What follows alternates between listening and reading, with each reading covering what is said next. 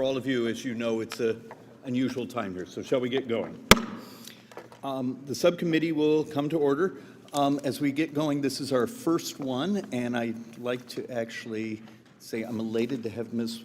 Sewell sitting next to me, one of the people I genuinely like, and my little boy is fascinated with your jacket. If you hear sudden noise, I have a 2-year-old in the little room right behind us. So shall we actually get going? I was going to let you introduce your, do you have a witness? I do. I'm going to let you, when we get done with, so let's do opening statements and then let's get this going. First, good morning. Welcome to the 119th Congress and our first Ways and Means Oversight hearing. I have a script here, but I'm going to go off of it because I already shared with you. For many of us, we've had a couple of years here, the fussing back and forth between what was put, the cash that was put in the Inflation Reduction Act, hiring lots of people. The fact of the matter is we now have data that how hard it has been, almost impossible, to hire those very staffers. We actually have data in here that we'd like to present and walk through on the actual spend versus the actual projected collections, now that we're, 30 plus months in, and how far off target we are. We have data in here talking from the IRS's own information when 31% of the phone calls during tax season are actually being answered. Is the solution an army of more bodies in the same environment where when they had even the resources they were not able to hire? Or is it ultimately a technology solution, just as so much of the rest of the world has actually stepped into?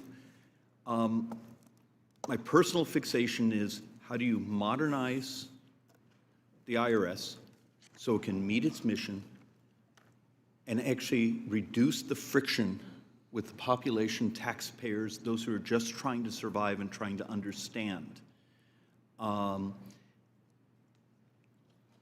history here, particularly when you get near the IRS, it becomes a partisan whipping boy. But the fact of the matter is you have a country that's borrowing about $70,000, $80,000 every second. And by the end of this decade, those numbers go up dramatically. Maybe actually understanding what we're doing, how we're doing it. Could we do it better? Could we do it fairer? Could we do it with more public understanding? And maybe less sense of hostility between the agency, Congress, and the very public we represent. And with that, let me hand it over to the ranking member, who I'm elated to be sitting next to. Thank you, Mr. Chairman. As the new ranking member of the Oversight Committee, I'd like to first thank you for your warm words of introduction, as well as for the opportunity to work with you on behalf of the American people. I also want to welcome my Democratic colleagues to our first subcommittee hearing. I look forward to working with everyone on this subcommittee on important oversight issues before Congress. Today, I am pleased to have the opportunity to talk about the Internal Revenue Service and the historic Inflation Reduction Act. The IRA made a once-in-a-generation investment in modernizing the IRS. The results have been record-breaking. The IRS announced that it collected $1 billion from high-wealth taxpayers due to the IRA funding. It dramatically improved taxpayer service, including answering more calls, providing extended in-person outreach to rural and underserved taxpayers, and simplifying notices and letters. I can tell you that in my district, in the Black Belt of Alabama, we have some of the highest audit communities for the EIT recipients. EITC, as we know, the Earned Income Tax Credit, is for moderate to low income folks being able to reduce their tax liability if they so qualify. These are hardworking Americans who make less than the minimum wage with a median income close to $30,000 in my district. The IRS attempts to even the playing field, giving resources that ensure the the Inflation Reduction Act, with those monies, we attempt to even the playing field by giving resources that ensure wealthy individuals who have evaded taxes are audited proportionally. And we still have a lot of ways to go.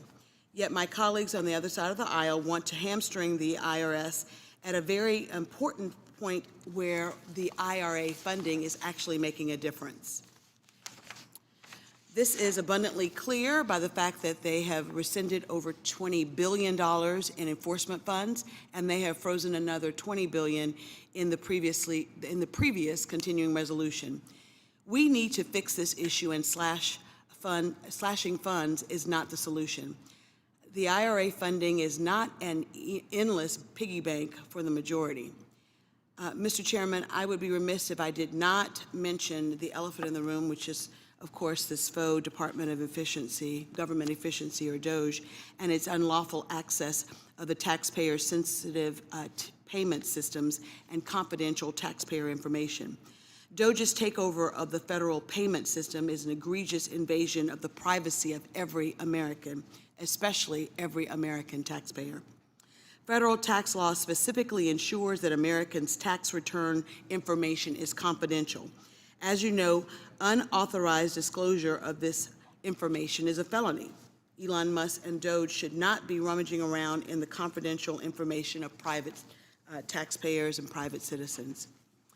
No one knows what information DOGE has accessed or how it will use such information. And Mr. Chairman, we should all be concerned that our private, confidential taxpayer information has been exposed. Today, I want to welcome all of our witnesses. I really look forward to the opportunity to hear from you and for us to have a substantive conversation about the IRA funding for the IRS. Thank you, and I yield back. Thank you, Ms. Sewell. All right, now let's do some quick introductions, and I'm going to let you introduce Ms. Olson. Is it Hayden Dublois? Dublois. Dublois? I was never going to get that right, but you had that. Is a data analytics director at the Foundation for Government Accountability. Pete Sepp is president of the National Taxpayers Union. Minesh Ladwa. Chairman, it's Minesh Ladwa. Lad- Minesh Ladwa. Minesh, all right, is Global Solution Managers for Tax and Revenue Management at SAP. And Kristen Kociolek. Kociolek, that one I might have gotten, is Managing Director for Financial Management and Assurance Team at the Government Accountability Office. And I'd like to introduce probably the easiest pronounced name on the on this witness list, Miss Nina Olson. Ms. Olson is a former national taxpayer advocate. She is now the executive director of the Center for Taxpayer Rights. Welcome, Ms. Olson, to this subcommittee hearing, and we look forward to your testimony. Each of you will have 5 minutes, and at that point, we will begin statements and questions. Hayden. Well, Chairman Schweikert, Ranking Member Sewell, and members of the committee, thank you for having me here today and for hosting this very important hearing. My testimony is going to differ just slightly from some of my counterparts and focus on a related issue of the capacity of the Congressional Budget Office to accurately estimate the fiscal effects of legislation, including the Inflation Reduction Act. Unfortunately, CBO tends to underestimate the costs associated with measures that would increase the size of government and overestimate the cost of tax relief for Americans. And one of the most prominent examples of that, of course, pertains to the Inflation Reduction Act, which is obviously relevant to today's hearing. Following the enactment of the Inflation Reduction Act, CBO predicted the legislation would decrease the federal budget deficit by $58.1 billion over the following decade. But a 2024 update by CBO suggested the law would actually increase the deficit by roughly $300 billion. It turns out the CBO's revision reflected a $224 billion upward adjustment in green energy expenses. And additionally, CBO projected that the nearly $80 billion dedicated to IRS enhanced enforcement measures would actually reduce the deficit by $180 billion, but by the end of fiscal year 2024, the IRS announced just $1.3 billion had been collected through those increased enforcement measures, compared to the $7.2 billion CBO projected it would have collected in that first year. In fact, more money had been spent to hire these new IRS agents than they had collected in revenue. For every $1 in new revenue gained, these enforcement efforts had cost $1.04.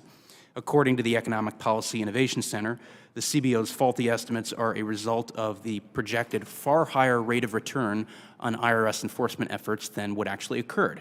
As a result, CBO's estimated return on investment was off by more than sixfold. And this is not the first time that CBO has made these mistakes. In 2010, the CBO predicted that approximately 13 million Americans would enroll through Medicaid expansion under the Affordable Care Act in all 50 states. By 2019, actual enrollment had reached 19.5 million in just 34 states. In the food stamp program, CBO estimated that food stamp changes contained in the 2009 stimulus bill would have cost approximately $20 billion. A decade later, CBO revised its estimate and said food stamp-driven spending from the stimulus bill had reached $43 billion, more than twice as much as their initial estimates. Likewise, another provision of the 2009 stimulus was the enhanced unemployment benefits, which CBO predicted would cost $39.2 billion. 6 years later, CBO revised their score to $64 billion. And on the revenue side, as Ways and Means Committee Chairman Smith has correctly noticed, actual 2024 corporate receipt collections reached $529 billion, well ahead of the $421 billion predicted by CBO following the passage of the historic Tax Cuts and Jobs Act. In fact, cumulative revenues are $500 billion above where CBO estimated they would be following the passage of TCJA. Now, there are a variety of reasons why CBO has made these inaccurate estimates. For the Inflation Reduction Act, they failed to account for developments in green energy markets and substantially overestimated the IRS's return on investment. For Medicaid, they dramatically understated enrollment. For the 2009 stimulus package, they were wrong about their assumptions regarding the record-slow Obama economic recovery. And for TCJA, they failed to predict the tremendous impact that lower taxes would have on the middle class. Unfortunately, the cumulative effect of these errors demonstrates CBO's implicit bias for more government spending through provisions like the IRA and higher taxes. Now, CBO will undoubtedly have a role to play in scoring key pieces of legislation, especially as it relates to the ongoing reconciliation conversation. But already the baseline CBO uses misleads Congress because CBO assumes, one, certain discretionary appropriations will continue without statutory budget authority. 2, all discretionary appropriations will continue to grow with inflation. 3, certain mandatory spending programs will continue beyond their expiration. And 4, Social Security and Medicare payments will continue at their current levels even after the trust funds are depleted. Finally, by using a current law baseline rather than a current policy baseline, the likely effect of various programs on outlays is distorted. Congress should not only evaluate CBO's fiscal scores with scrutiny, but also consider amending law to have the baseline more accurately resemble reality. Thank you for the opportunity to testify today, and I'm happy to answer any questions. Thank you, Mr. Stepp. Chairman Schweikert, Ranking Member Sewell, members of the committee, you honor NTU and taxpayers everywhere by holding this hearing. As you know, NTU has had a long history of involvement in the tax administration space. We thank you, Mr. Chairman, for kicking off the Taxpayers First event that we held last year. That was fantastic. Our Taxpayer Defense Center continues to be very active in precedential litigation, but I'd like to focus on a couple of points here. Surprise, the IRS needs more money. It needed more prior to the Inflation Reduction Act, and if the IRA money for IRS is zeroed, we will have to scale up from there. However, point 2, the IRS must prioritize any additional funding it receives toward taxpayer services and modernization. 3, Congress, the IRS, and Treasury must develop a genuine, detailed strategic plan for that modernization with transparent benchmarks and accountability safeguards if those benchmarks aren't achieved. And 4, the damaged system of IRS oversight needs to be repaired so that Congress has more partners in ensuring the funding is properly spent. Now, there are lots of illustrations over the history of IRS modernization that I can go into. Hopefully we will when we get more technical in the Q&A period. But I'd like to point out 2 comparison and contrasts here. The IRS Restructuring and Reform Act of 1998, that was the product of 2 years of commission work, hundreds of testimonies, multiple committee hearings, and a 184-page bill. Set up that tripartite system of IRS oversight that ensured, for a few years at least, the service was actually transforming, meeting the objectives of its strategic plan. That system began to weaken, which I'll discuss a bit later. but that was generally a success. Contrast this with the Inflation Reduction Act, which took all of 9 paragraphs to describe an agency transformation, 3 paragraphs to describe how 99% of the funds would be spent. This was not a real transformation. It was an attempt to meet a score in the Inflation Reduction Act. That's what the funding was really intended for, and unfortunately, the strategic planning, the resulting strategic operational plan, and now the implementation roadmap, well, those came long after the money was let out the door, and it shows.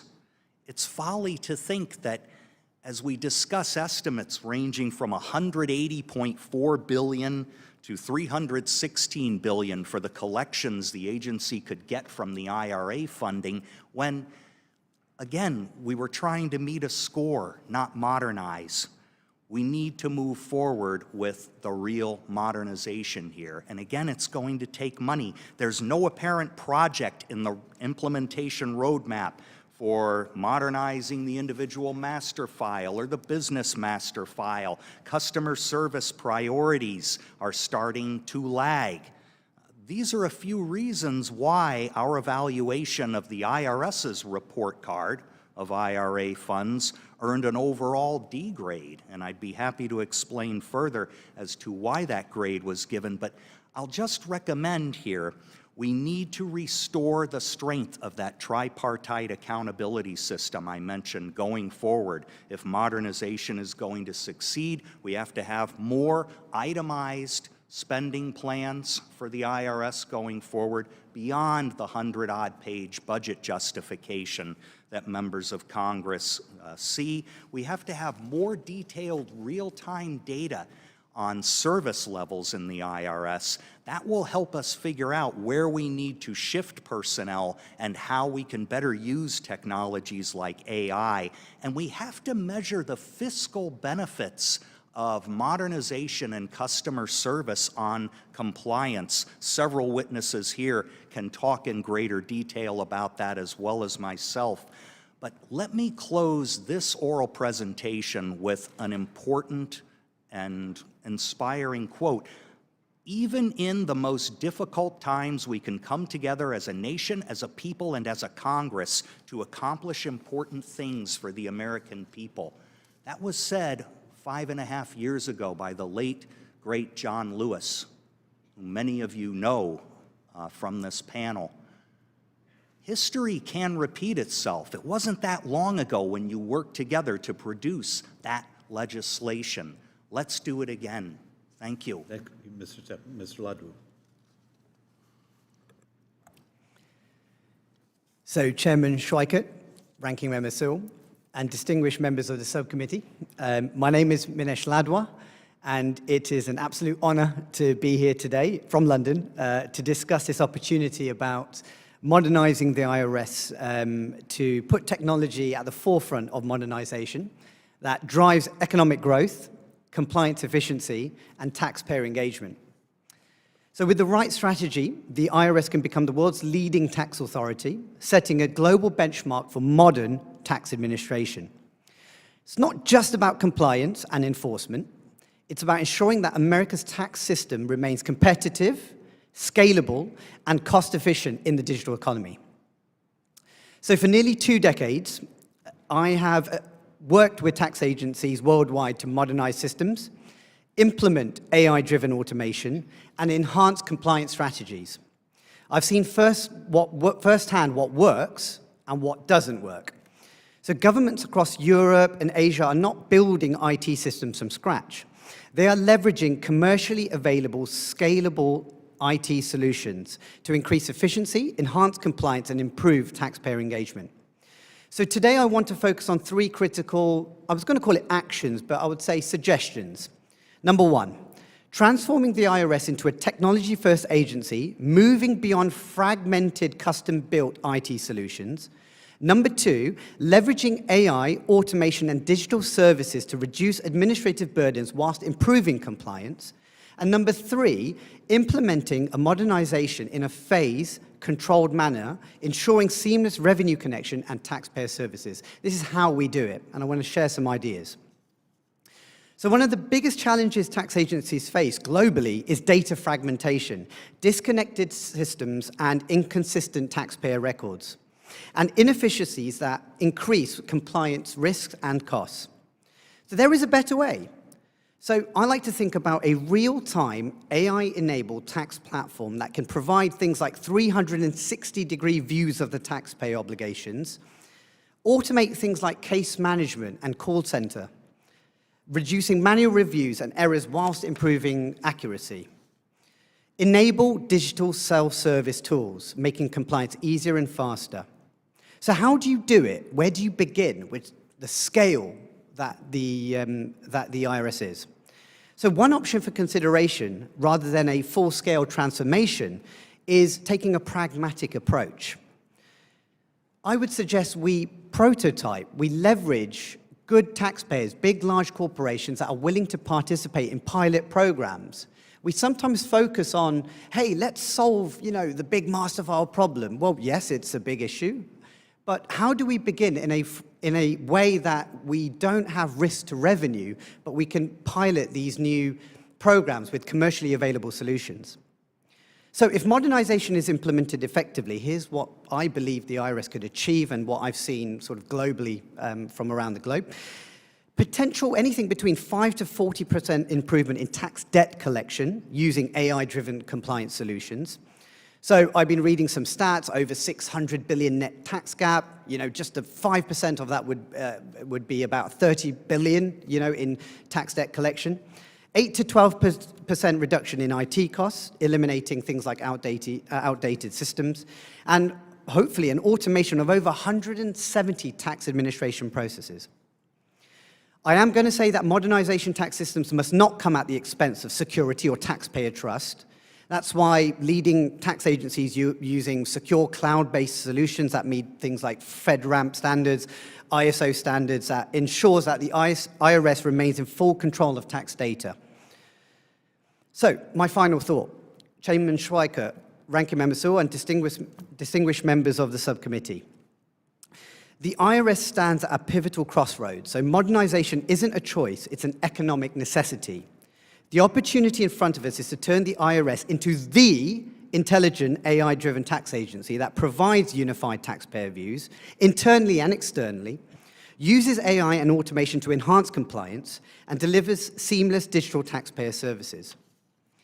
By adopting proven, commercially available solutions, the opportunity is now for the IRS to modernize at scale, becoming the global benchmark for technology-first tax administration, and setting a new standard for efficient, intelligent governance that serves the American people. I appreciate your time, and I look forward to your questions later. Thank you. Chairman Schweiker, Ranking Member Sewell, and members of the subcommittee. I am pleased to participate in today's hearing. I have been asked here today to discuss the Department of Treasury's payment process and related systems. Treasury operates and maintains systems that are critical to the government's financial infrastructure. This includes the disbursements of payments to the American public and businesses, the collection of taxes and revenues, and the borrowing of funds necessary to run the federal government. The general fund of the U.S. government is the reporting entity responsible for accounting for the cash activity of the federal government. The Secretary of the Treasury has delegated management of the general fund to the Bureau of the Fiscal Service. In fiscal year 2022, the general fund reported $23.2 trillion of cash inflows, primarily debt issuances and tax collections, and $22.8 trillion of cash outflows, primarily debt repayments. My statement today discusses our understanding of the payment process as they relate to the general fund and knowledge of the audit activities over the payment systems. This statement is based primarily on work we performed as part of our financial statement audit of the fiscal year 2022 schedules of the general fund. We are currently auditing the fiscal year 2024 schedules of the general fund, and we plan to issue that report in March of this year. Our fiscal year 2022 report provides more detailed information on the objectives, scope, and methodology for our audit. We conducted the work in which the statement is based in accordance with generally accepted government auditing standards. Those standards require that we plan and perform the audit to obtain sufficient appropriate evidence to provide a reasonable basis for our findings and conclusions based on our audit objectives, and we believe that our audit evidence provides a reasonable basis for our findings and conclusions. We audited the fiscal year 2022 schedules of the general fund because of their significance to the consolidated financial statements of the U.S. government. The Secretary of the Treasury, in coordination with the Director of the Office of Management and Budget, is required to annually submit audited financial statements for the executive branch of the U.S. government to the President and Congress. GAO is required to audit these statements. Our most recent report on the U.S. government's consolidated financial statements discusses progress that has been made, but also underscores that much work remains to improve federal financial management and that the federal government continues to face an unsustainable long-term fiscal path. We continue to encounter limitations that prevented us from expressing an opinion on the fiscal year 22 schedule of the general fund or on fiscal services' internal control over financial reporting relative to the schedules. We have provided recommendations to fiscal service to address these limitations in their financial reporting processes. Treasury agreed with our recommendations and has plans to address them. We will provide an update on their status in our fiscal year 2024 report. Our audit procedures included obtaining an understanding of the federal payment process and related internal controls over financial reporting relevant to our audits. The U.S. government disperses cash payments for various reasons. This includes federal debt redemptions and interest, federal income tax refunds, benefit payments, vendor and salary payments, and other miscellaneous payments. The majority of federal entities, such as individual departments and agencies, process their payments through Fiscal Services Treasury dispersing offices. These federal entities internally review and approve payments to be made and submit certified payment schedules to Fiscal Service using Fiscal Service systems. Federal entities are responsible for maintaining the detailed information supporting their payment transactions and related internal controls, such as controls designed to prevent improper payments, including fraud. Fiscal Service then processes the payment schedules via several system applications and submits payment files to the Federal Reserve to make the payments, which are primarily electronic fund transfers. Fiscal Service's processes include certain edit and format checks, which can include checking scheduled payments against certain information in the Do Not Pay portal. After payments are made, various Fiscal Service systems capture payment information for accounting and reporting purposes. Since our initial audit of the schedules of the general fund, we have conducted limited audit procedures over information system controls. These included procedures related to access controls, configuration management, and security management. During the course of our audit, we also considered the results of relevant information system controls performed as part of Treasury's consolidated audit. In addition to audit procedures performed as part of recurring financial audits, Treasury's Office of Inspector General annually evaluates the effectiveness of Treasury's systems in accordance with the Federal Information Security Modernization Act. Chairman Schweikert, Ranking Member Sewell, and members of the subcommittee, this completes my prepared statement. I would be pleased to respond to questions that you may have. Chairman Schweikert, Ranking Member Sewell, and members of the subcommittee, thank you for holding this hearing today and inviting me to testify on IRS return on investment and modernization. I view these topics through the lens of taxpayer rights. Rich or poor, multinational or small business, native-born or immigrant, U.S. taxpayers deserve to be treated with dignity and respect. Because taxpayer dignity is closely correlated with taxpayers' trust of the tax agency and willingness to comply with the tax laws, taxpayer rights protections will not only increase taxpayer trust, but also increase the efficiency and effectiveness of the tax system. The IRS is a large organization that touches nearly every person and business entity in the United States.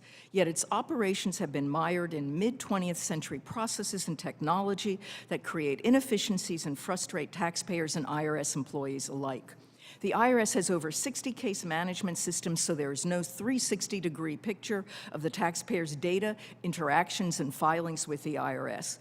This situation creates significant inefficiencies. Phone assisters cannot access certain databases and therefore cannot help the taxpayer in real time. IRS case selection does not reflect all the information available in IRS systems and databases, leading to no-change audits and false positives. Documentation taxpayers have sent in is not available for review by the employee with whom they are speaking. The sheer waste of taxpayer and IRS employee time is both infuriating and costly. According to the Inspector General, however, with IRA funding, the IRS IT organization, quote, is making significant technical advances in the areas of AI, automation, cloud capabilities, data access, data quality, and data standards. The IRS is undergoing multiple new processes, and once fully operational, they will pave the way for a new technology era across the enterprise, end quote. In my 50 years of working in tax, I've never seen an IG report praise the IRS like this. Through 2024, using IRA funding, there has been significant improvements to taxpayer service on the phones and online account, to the fairness of the tax system by focusing on areas of complex non-compliance, and to efficiency and effectiveness through digitalization. Digitalization requires both the retention of employees who have institutional knowledge and hands-on experience in tax administration, and the hiring of new employees who bring new skills and outside the agency experience. The balance between seasoned employees and those with new skill sets will not be achieved if government service is vilified and current IRS employees are painted as inept or even worse, corrupt. Moreover, with a tax code as complex as ours, digitalization cannot replace in-person assistance. In many instances, human judgment and intervention are required. Through June 2024, the IRS spent $1.4 billion, or 44.3% of IRS funding, dedicated to taxpayer service. If the IRS continues to apply IRA funding to make up for the annual appropriation gap, it projects it will run out of IRA taxpayer service funding at the end of this fiscal year. That means that taxpayers will experience a cliff. In one filing season, they are able to get through on the phone and have their returns processed relatively quickly. In the next filing season, we will be back to pandemic levels of assistance, that is, almost no assistance at all. This path is unsustainable and violates the trust of U.S. taxpayers. I close my testimony with the fundamental right to confidentiality of returns and return information. Indeed, the efficiency and effectiveness of our self-assessment tax system is dependent on taxpayers' trust that information they voluntarily provide the IRS will be held confidential. Congress has recognized that tax returns and tax return information can be very helpful in administering non-tax administration policies, but every single exception to confidentiality in the code contains language restricting such use and disclosure, quote, for the purpose of and only to the extent necessary, end quote, for carrying out that non-tax administration purpose. Congress has only granted exceptions to 6103, where it has carefully balanced the compelling need for disclosure against the fundamental taxpayer guarantee that if they voluntarily provide the IRS with personal and private information, it will remain confidential. We all need to ensure that protection and right is not violated. Thank you. Thank you to our witnesses. Now we begin the fun part. We try to educate those of us sitting up here. Ms.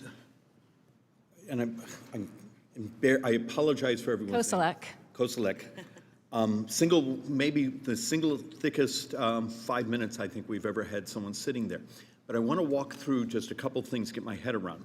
Are you familiar with RAAS, Research Applied Analytics and Statistics Division? I am not. Okay, apparently they're the ones that are supposed to do certain data. They also do apparently data sharing agreements for researchers. Apparently right now there are more than 50 researchers that have that type of access. So, and part of my reason for this is, I know the pop culture right now is to attack Doge and those things, but the fact of the matter is the data we have says there's 50 researchers. How do you think groups on the left and the right write their, reports on so-and-so are being picked on or so-and-so aren't paying enough? But we also have letters going back a couple of years, and you touched on this, that for those who do have access for research, that we probably need additional protocols for privacy and security. Because it turns out right now, from what we're finding in our own quick research, which took us a half an hour, that 50 researchers out there actually look like they have more access over history than the current DOGE process does. So that will be fun to dig into and figure out what's true and what is pop culture. What if you, am I on track? So what I can say about access to sensitive systems, certainly there is an expectation that anybody collecting sensitive information, tax information, any kind of information. Well, my point was just, are you familiar with the fact that we're coming up with over 50 different research groups have access already? Yes, and there should be agreements in place, so that's what I was getting at. Okay. Anytime there's someone with access to information, there are policies that are expected to be followed, yes. Could I beg of you, for probably all of us out here who Yes. have an interest in that, please, we just grab some of that and send it our direction? Absolutely. And you made a comment that, was it in the 22 audit, that you almost weren't able to complete that? Could you put some more information around that? Yep. So on both the general fund audit and on the consolidated financial statements audit of the U.S. government, GAO is unable to express an opinion on the financial statements, given various limitations in data available.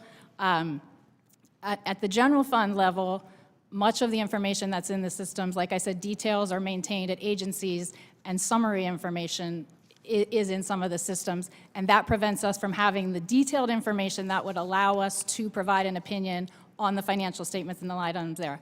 At the consolidated financial statement level, there are several reasons we're not able to give an opinion on those statements.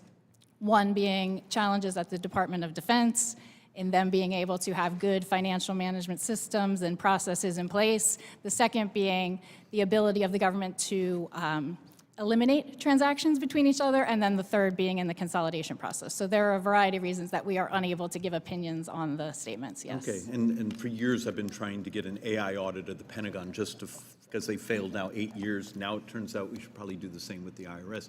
Mr. Ladwa, could your system solve GAO's problem? I think we would have to look at the intricacies without a resounding yes or a no. I think there are sort of lots of complexities and processes between what I've just heard in order to do that.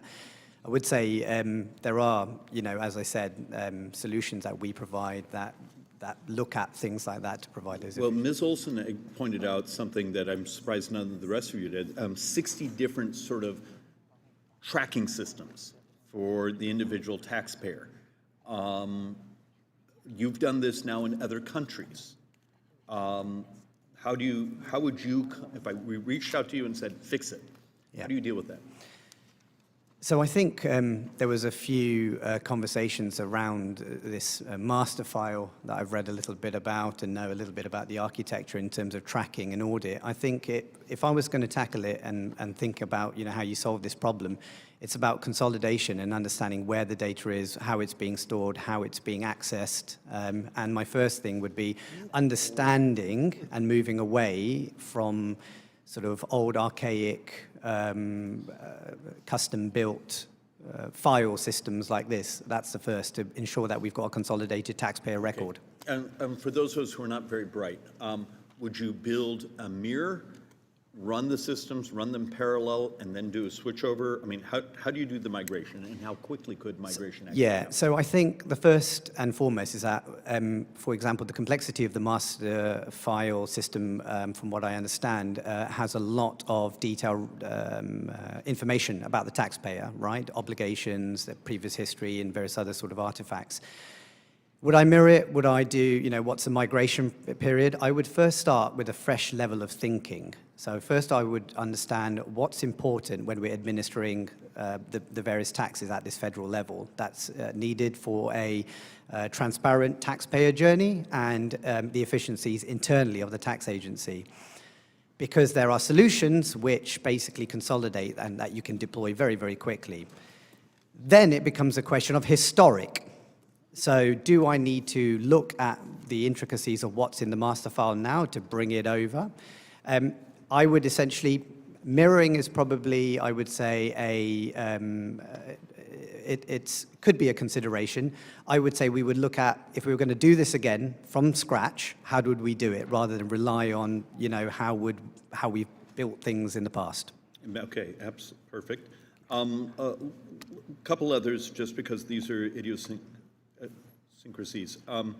So even with the stepped-up funding, and this was a little different, the facts I'm holding here in my data set, and actually from a press release from the IRS itself, during the tax season, only 31% of the phone calls were actually being answered.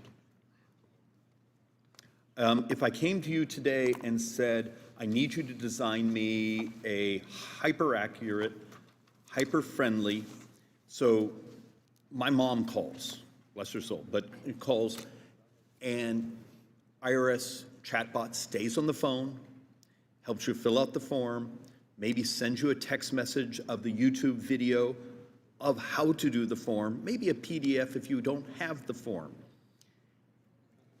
Instead of a world where only 31% of the phone calls are being answered, and then I have the whole statistics here of how many of the responses are actually not accurate on those calls. How difficult would be that type of outreach technologically? Chairman, I don't think it's that difficult. I don't think it has to You be should that. just stop right there. That was Yeah. a brilliant answer. No, please, go on. Because this is a fixation, because first off, that's not right or left, it's just decency. Yeah, and I like to take tax administration right down to its basics, right? It's understanding what you need to populate and then populating it and then processing it. So in order to help, there are solutions that exist which do exactly those types of things, right? So when you're depending on the channel, you could absolutely, guide and do it effectively as long as you know exactly who the taxpayer is and what they're trying to file based upon their, previous history or them as an individual. It's not that hard. If I came to you, and this is one for anyone that would have comfort, Ms. Sewell and I have had this running conversation for years on, let's first just use certain quartiles, earned income tax credit populations. Past years, they delayed it by 2 months because of the amount of fraud of duplicate, tax forms are being put in. But that also ends up being a population now that will get multiple letters of inquiry. It's technically not audits, but please explain this to us. We've had a data scientist in our office a couple of years ago who basically said, if you just did a data match, you could wipe out the fraud because the quality, and it could be blinded public databases, commercial databases. If I came to you right now and said, I have a population here which qualifies under the law for an earned income tax credit. We want to get rid of the 2-month delay, but we want to eliminate the fake, the fraudulent tax forms being turned in trying to steal someone else's credit. Do you do that through an AI algorithm, a data bounce off commercially available databases? How do you solve both of our problems? Fixation of fraud, the morality of people getting something they're earned faster. Walk me through real quickly how you solve both of our problems. It's a great question. We've got 2 hours, right? So first and foremost, Chairman, I think the understanding before we talk about technology, yes, technology exists to be able to use things like machine learning algorithms, configurable business rules to be able to detect patterns, to understand who are our highest risk customers, should refunds be made, things like receipt submissions in terms of extractions and understanding what someone is claiming is what they are due.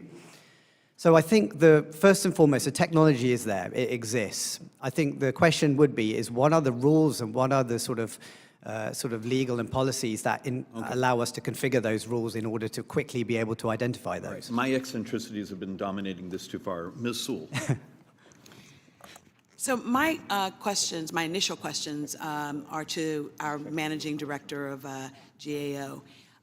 And I really do want very simple yes or no, because I only have 5 minutes and there are a lot of things I want to cover. So my first question is that, well, it's really not really a question. It's yesterday in the New York Times, 5 former Treasury secretaries wrote an op-ed entitled, "Our Democracy is Under Siege." Without objection, I would like to submit this article op-ed for the record. Without objection.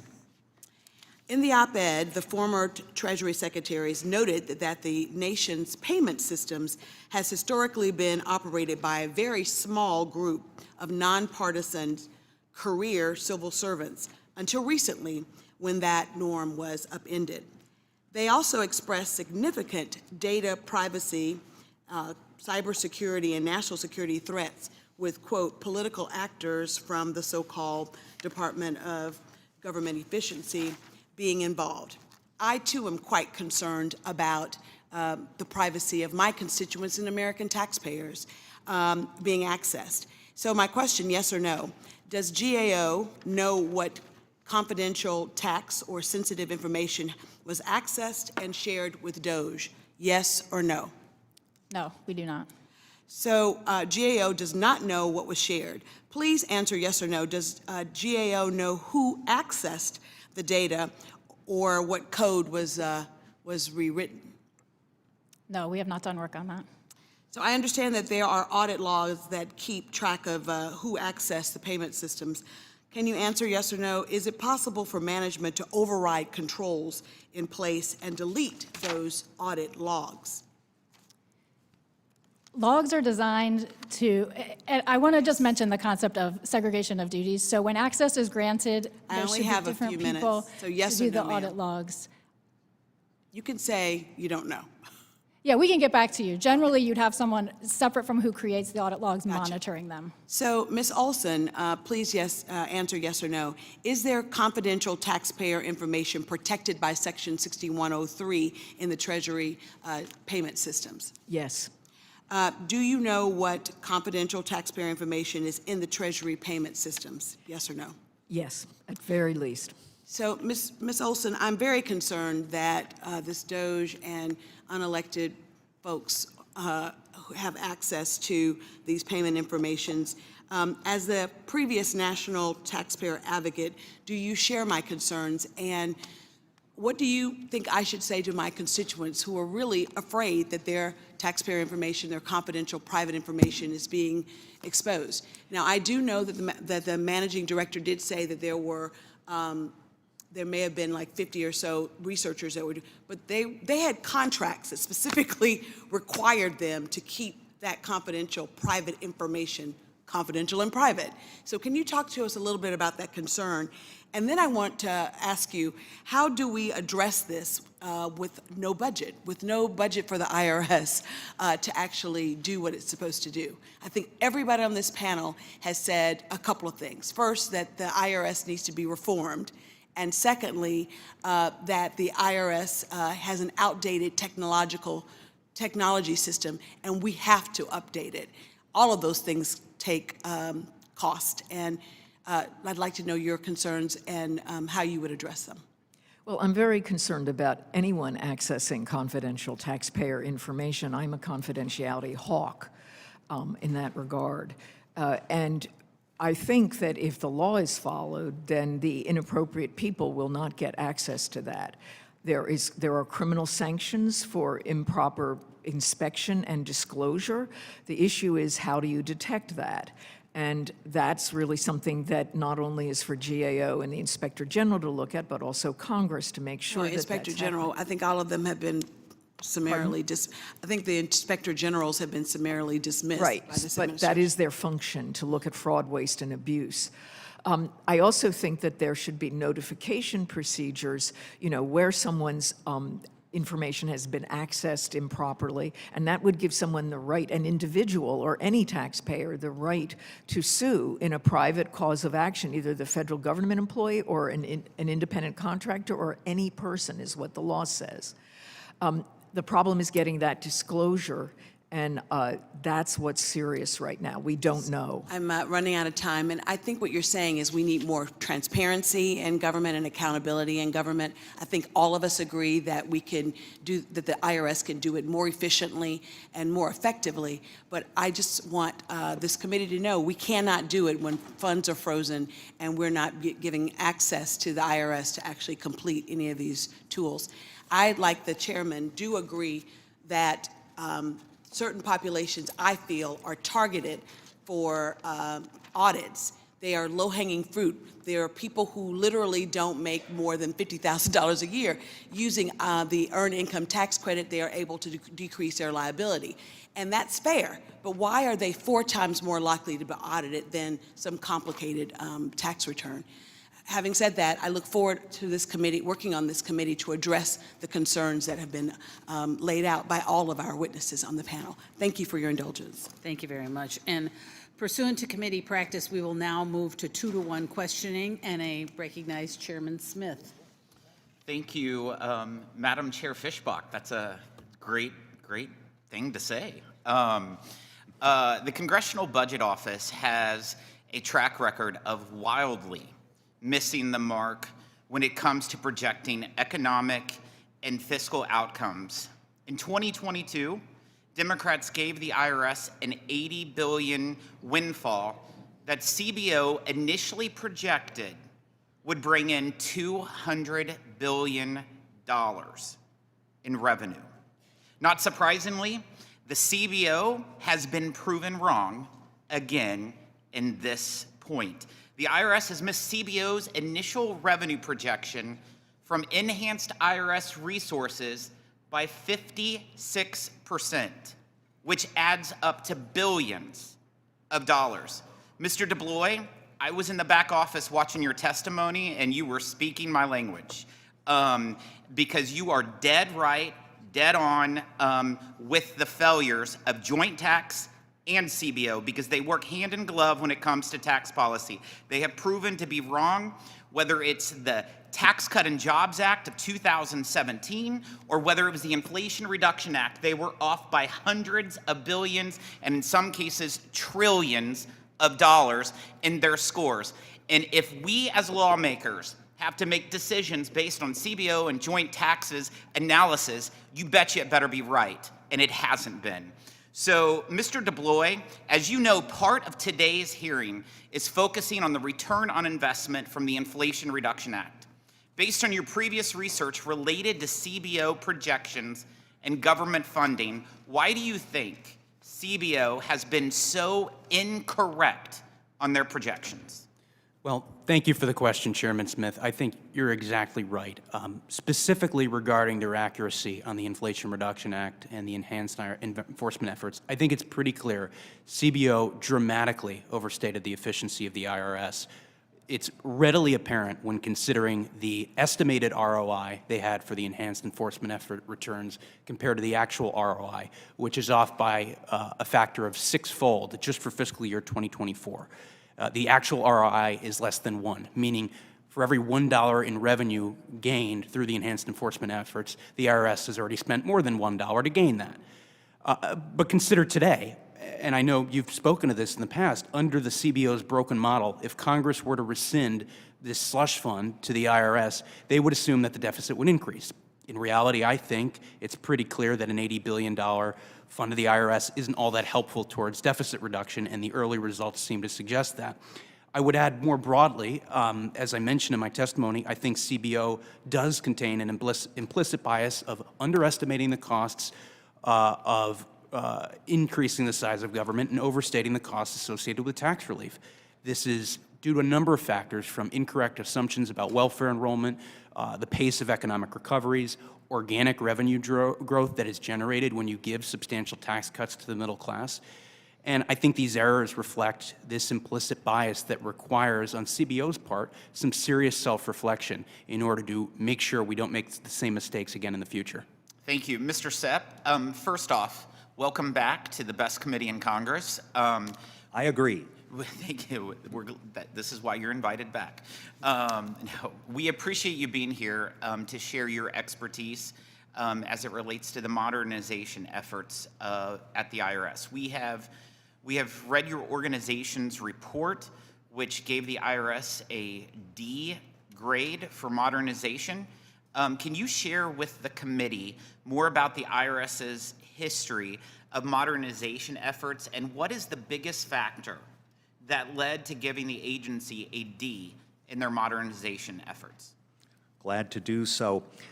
The history of IRS modernization really dates back to the 1950s. There was an interesting headline in Time magazine in 1962 that the IRS is developing a computerized system of taxpayer records that will frighten the living daylights out of taxpayers. Since then, we've had various modernization programs under acronyms like ERP, TISM, TAS, TSR, all kinds of different modernization systems that have ballooned in costs dramatically, sometimes doubling in cost and falling behind. We're witnessing that now with the replacement of the individual master file.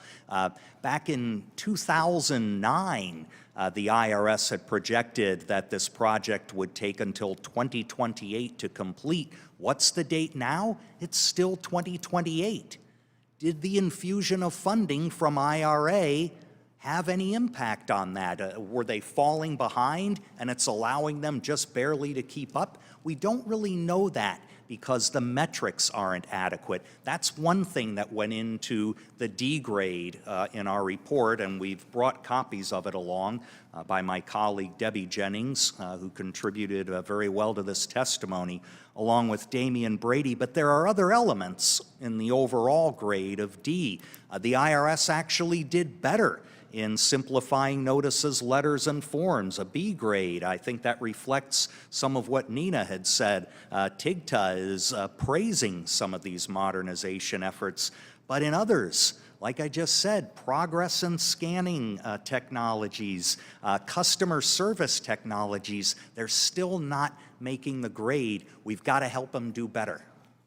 Thank you. Any American who has spent 1 minute interacting with the IRS knows the agency desperately needs to be modernized.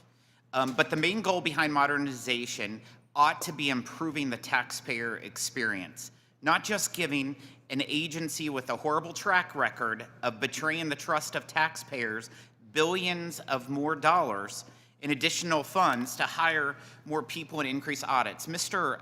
Ladwa, in your opinion as an expert in tax administration with nearly 2 decades of experience in modernizing tax agencies across the world, what can the IRS do to modernize its operations, and where does the IRS rank compared to other tax agencies when it comes to utilizing new technologies such as artificial intelligence and machine learning? Thank you, Chairman. I also would like to be invited back. I think we touched upon it in terms of, if I first start with taxpayer experience. And I think in order to get the best taxpayer experience, I think we need transparency and real-time transparency, not waiting to see, once I've submitted a tax return, what the amount I owe or am due is. In order to do that, we have to start with modernizing the databases that hold these types of customer records, the taxpayer records. We call them customers in the UK. I think, how does the IRS rank in terms of AI and modernization in general? I think I've seen from working with different countries that the first real sort of journey that people go on is actually recognizing that they need to modernize. Some countries don't even recognize that they need to modernize. I'm aware that there are sort of AI prototypes and things going on, but I think in parallel to deploying tactical solutions on top of old architectures, I think there needs to be a real review. My colleague next to me said the same thing in terms of really holding how we move away from the old COBOL-based systems into newer technologies, as well as deploying AI capabilities that can help increase tax revenue. Thank you, Mr. Chair. Thank you very much. And Mr. Dublois, Chairman Smith kind of got at it and was mentioning some of the CBOs overestimating and some of the biases. And, you know, I was just wondering if maybe you could expand on some of those, getting at more of those bias, and what are some of the other biases that you think CBO has demonstrated how do you think they shape those incorrect projections and recognizing them, I guess? So just looking, maybe drill down a little bit more on what we were having the discussion with Chairman Smith. Sure, happy to, Congresswoman. So, a couple things. I think if you look over the last 15 years at some of the most substantial pieces of legislation that have been placed before Congress, whether it's the 2009 stimulus bill, the Affordable Care Act, the Inflation Reduction Act, we see an error rate that is alarming, because it means that Congress is not being equipped with the information they need to make accurate decisions at the time they're voting on legislation, because the actual costs associated with that legislation differs so substantially from the fiscal reality that occurs. And as I alluded to in my testimony, what's most concerning to me is that those errors frequently tend to be on the side of a fiscal mistake that underestimates the cost of new or increased government programs and overestimates the cost associated with tax relief. We've seen it time and time again with legislation after legislation. Now, if I were the CBO, I would be thinking, how can we adjust some of our assumptions about things like the IRS's ROI? How can we not make the same mistake that we did about welfare benefits when we looked at the post-2009 recession economic recovery and it turned out to be record slow? What can we do to make sure we don't make those mistakes again? I would hope those conversations are happening at the CBO's level, but I'm concerned that they're not, and I'm concerned that even the baseline itself that Congress uses that CBO uses to inform Congress is itself containing flaws that will continue to lead Congress down a road towards making inaccurate decisions because it's based on inaccurate information. And maybe without going into it too much, do you think that Congress needs to take action to make some of those things happen that you're... Yeah, I think two things. First, I would take scores with somewhat of a grain of salt, number one. Number two, I think Congress should seriously look at amending the requirements for how the baseline is constructed, and also think about viewing it differently. I mean, I very briefly alluded in my testimony to whether we look at a current law or current policy baseline. This shouldn't be controversial. It should be bipartisan. When the Bush tax cuts were up for expiration in the early 2010s, it was the Obama administration who was advocating for a current policy baseline. I think considering a current policy baseline in light of conversations around reconciliation is the right way to go, and yet CBO is continuing to use a current law baseline. So I think we need to have those conversations, and Congress should play a very important role in that. Thank you very much. And Mr. Sepp, Chairman Smith did kind of get at modernization and a little more broadly, and I wanted to ask you, you know, a little bit about the direct file return and, you know, the Inflation Reduction Act contained $15 million for them to study the feasibility and costs of establishing the direct file program, yet the Biden administration overstepped its authority and created the pilot program, which cost the IRS around $129 million without congressional approval. You know, do you agree that Congress did not authorize the establishment of the direct file program in the IRA? Yeah, I would agree with that. And the IRS had previously indicated that they are considering expanding the program. Given the over $900 per filer, they spent in 2024, do you think this would provide a good return on investment for taxpayers? No, because there are other imperatives that the IRS could be using these resources for. Let's pick a number. It's between $114 billion, which is what the IRS said it set aside first year of direct file, million, and $250 million to run the system a year. That's the high-end projection. Let's take a middle one at $200 million a year for direct file going forward over a 10-year period of time. $2 billion. Now, the service has said that it needs an additional $3 billion for modernization outside of what was given in IRA. Shift it out of direct file and you're 2/3 of the way there in meeting that. Or take a look at low-income tax clinics and the volunteer income tax assistance program, the elderly tax counseling program. Combined, that's about $80 million a year. You could more than double the funding for those organizations which serve moderate and low-income taxpayers rather than direct file. I mean, those are choices Congress should be considering right now. Thank you very much. And thank you all for being here, and I yield back. Thank you, Ms. Fishbach. Ms. Chu. Ms. Olson, thank you for your 18 years of service as our country's national taxpayer advocate. You know this system inside out. And one of your accomplishments as taxpayer advocate was working with the IRS to adopt the Taxpayer Bill of Rights to more clearly articulate taxpayers' rights to the public and the IRS. And one of those 10 rights is the right to confidentiality, in which it says, taxpayers have the right to expect that any information they provide to the IRS will not be disclosed unless authorized by the taxpayer or by law.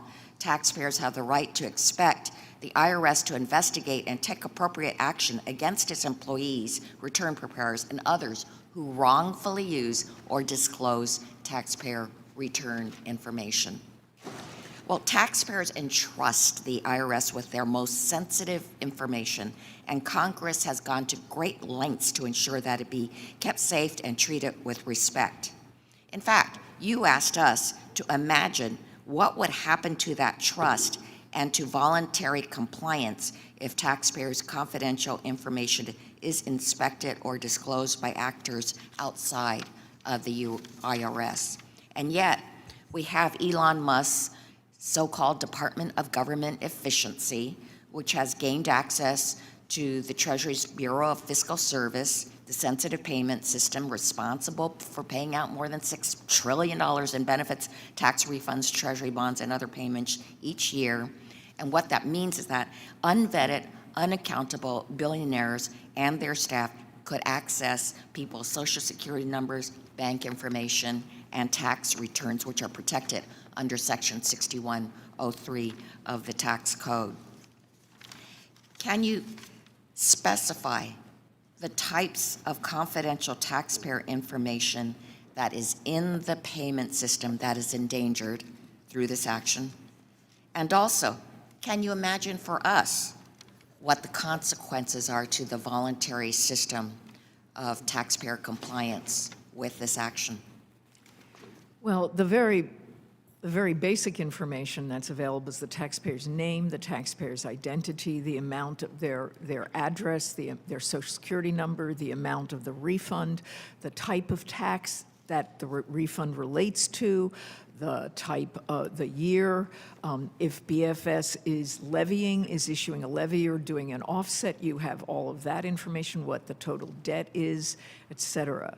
This is very personal information and can be very damaging to taxpayers. The fact that there is a debt that you have is something that is closely guarded unless the IRS has decided to file a notice of federal tax lien, and that is a very considered opinion, considered decision.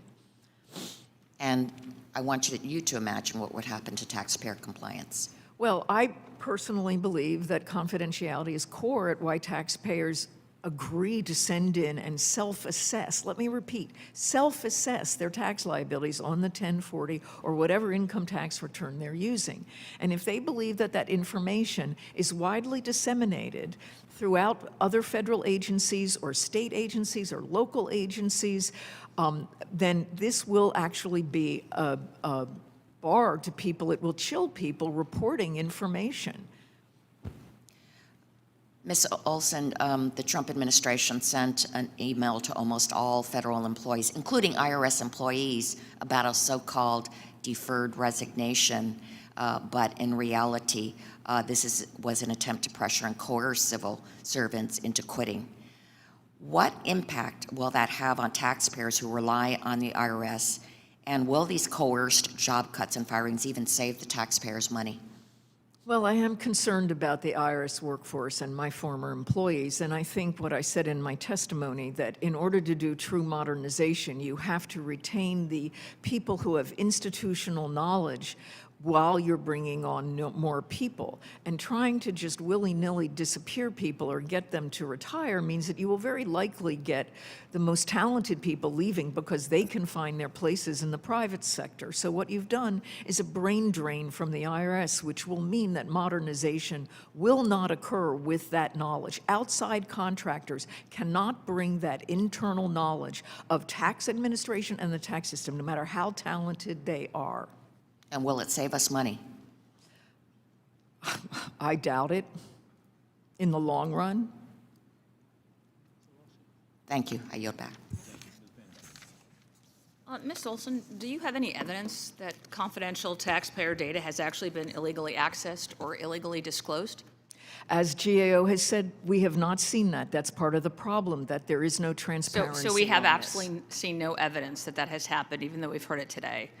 I Except personally for the have fact not that we seen actually that. had existing IRS policies that allowed security measures to fail, that prevented an employee from unauthorizing access and leaking the tax returns of Donald Trump and approximately 76 other individuals way before we ever even saw Elon Musk take an interest in this. We do know that that happened. You know what? I know that IRS employees are trained from day one about But we do know, confidentiality I'm going of to return take my time back, information. Ms. Olson. I thank you very much. And if I may Ms. Olson, thank you continue. very much. But in stark contrast, Elon Musk's approach to this is about transparency. It's about open systems. And when we say transparency in government, it doesn't mean that allowing rogue employees to weaponize confidential records. It actually means creating systems where access is properly monitored, security logged, and justified with clear oversight. The IRS scandal demonstrates what happens when unaccountable bureaucrats control private citizen data with very little transparency or consequences. Musk's vision, by contrast, and he has been very clear about this, as is President Trump's vision, it represents a future where government efficiency is achieved through technological safeguards, open auditing mechanisms, and a commitment to individual privacy. So as much as we have heard all of these things about an unelected member of our community having access, we've seen what's happened when unelected bureaucrats have access. And we have seen thousands of information on taxpayers, and I would argue on Republican or highly conservative members of our society, have been leaked. That is a fact. That has happened. May I So respond? I actually have a statement I would like to make, but if you want to respond in writing later on, I would appreciate that. But I do want to get back to the point of this entire hearing, which I would hope both sides would want to do that. In conversations with North Texans, I have repeatedly heard complaints regarding the IRS persistent delays, their poor customer service and lack of responsiveness and transparency. And ironically, we continue to hear claims that the IRS just needs more funding to improve. But the fact is that when the government agency was given a significantly larger budget, it doubled its employee count, customer service actually declined, but harassment of law-abiding American taxpayers increased. And rather than focusing on improving the core functions of the IRS, the previous administration spent their time and our money creating misguided and expensive pet projects like the new direct file scheme.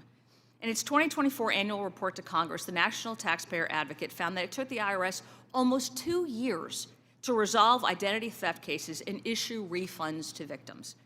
The advocate noted that, quote, these delays impacted nearly 500,000 taxpayers and were even worse than the delays seen in FY 2023.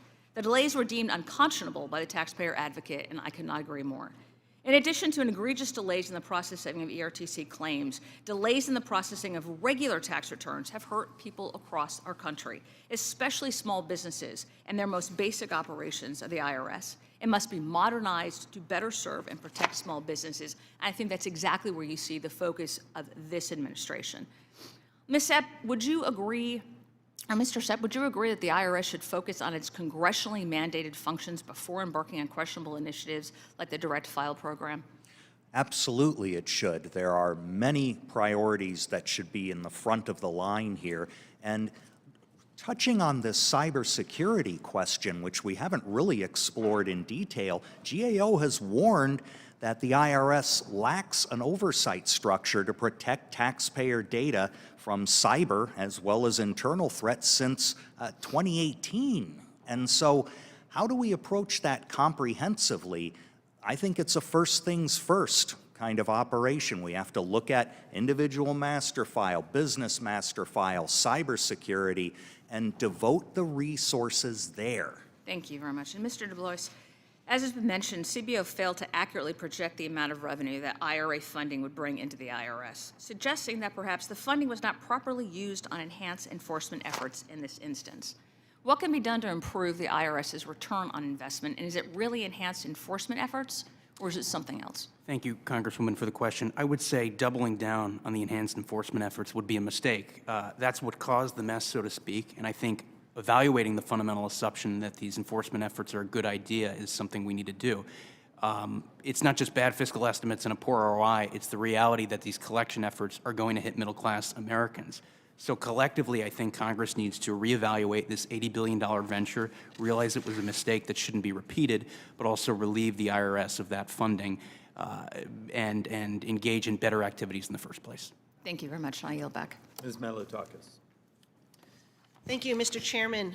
I want to use my time to highlight a real critical problem that has been facing my constituents, and that is the issue of stolen IRS checks. This has cost my constituents alone millions of dollars. And in 2022, there was $4.7 billion that was purposed for IRS business system modernization. The IRS's need for information technology modernization is critical, with the potential to reallocate IRA funds from enforcement to IT improvements. It's a key priority of the newly established Department of Government Efficiency. The IRS plays a critical role in ensuring taxpayers receive their hard-earned refunds securely and efficiently. However, outdated IT infrastructure and delivery systems have left many vulnerable to fraud and stolen tax reimbursement checks. In my district alone, 377 cases of stolen checks totaling $5,399,808 to be exact.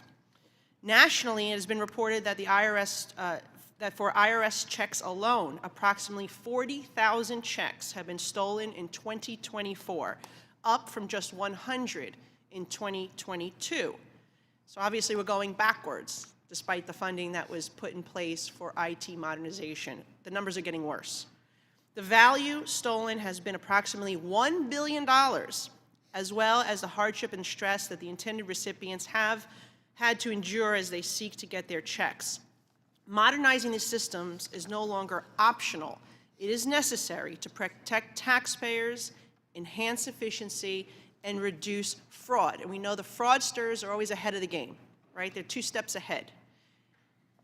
By investing in secure digital payment options, real-time tracking, and enhanced verification measures, the IRS can better safeguard taxpayer funds and restore trust in the system.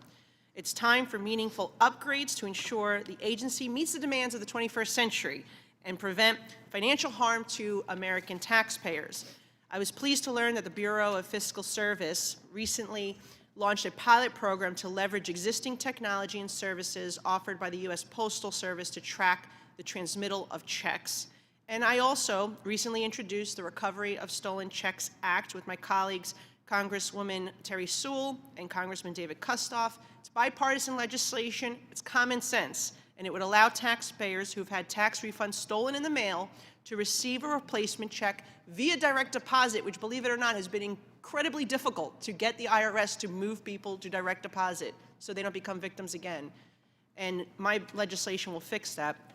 So the IRS's failure to modernize and adapt has led to a significant rise in stolen checks and billions in dollars in fraud, but despite these ongoing issues, the agency still lacks the ability to offer taxpayers that direct deposit option when their checks are stolen. And so I'll start, I guess, with Mr. Ladwa, but I'm happy to hear from anyone who wants to chime in. Based on your experience working with these tax agencies from around the world, can you speak to the impact that modernizing will have on preventing fraud and abuse? And if you have any particular example of an effort that has led to secure tax refunds.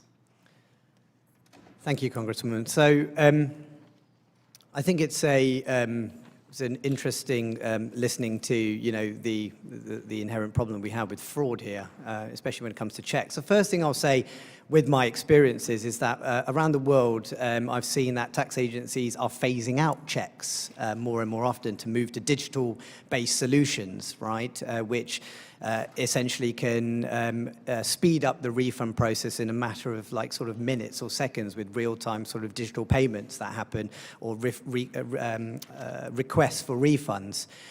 Technologies exist which allow us, using things like machine learning, to categorize taxpayers, high-risk taxpayers, based upon previous behaviors, for example. So we know that if someone's requesting a refund, what is the sort of profile based upon prior submissions, based upon prior behavioral patterns? Have we sent them an enforcement letter before or some type of debt collection letter?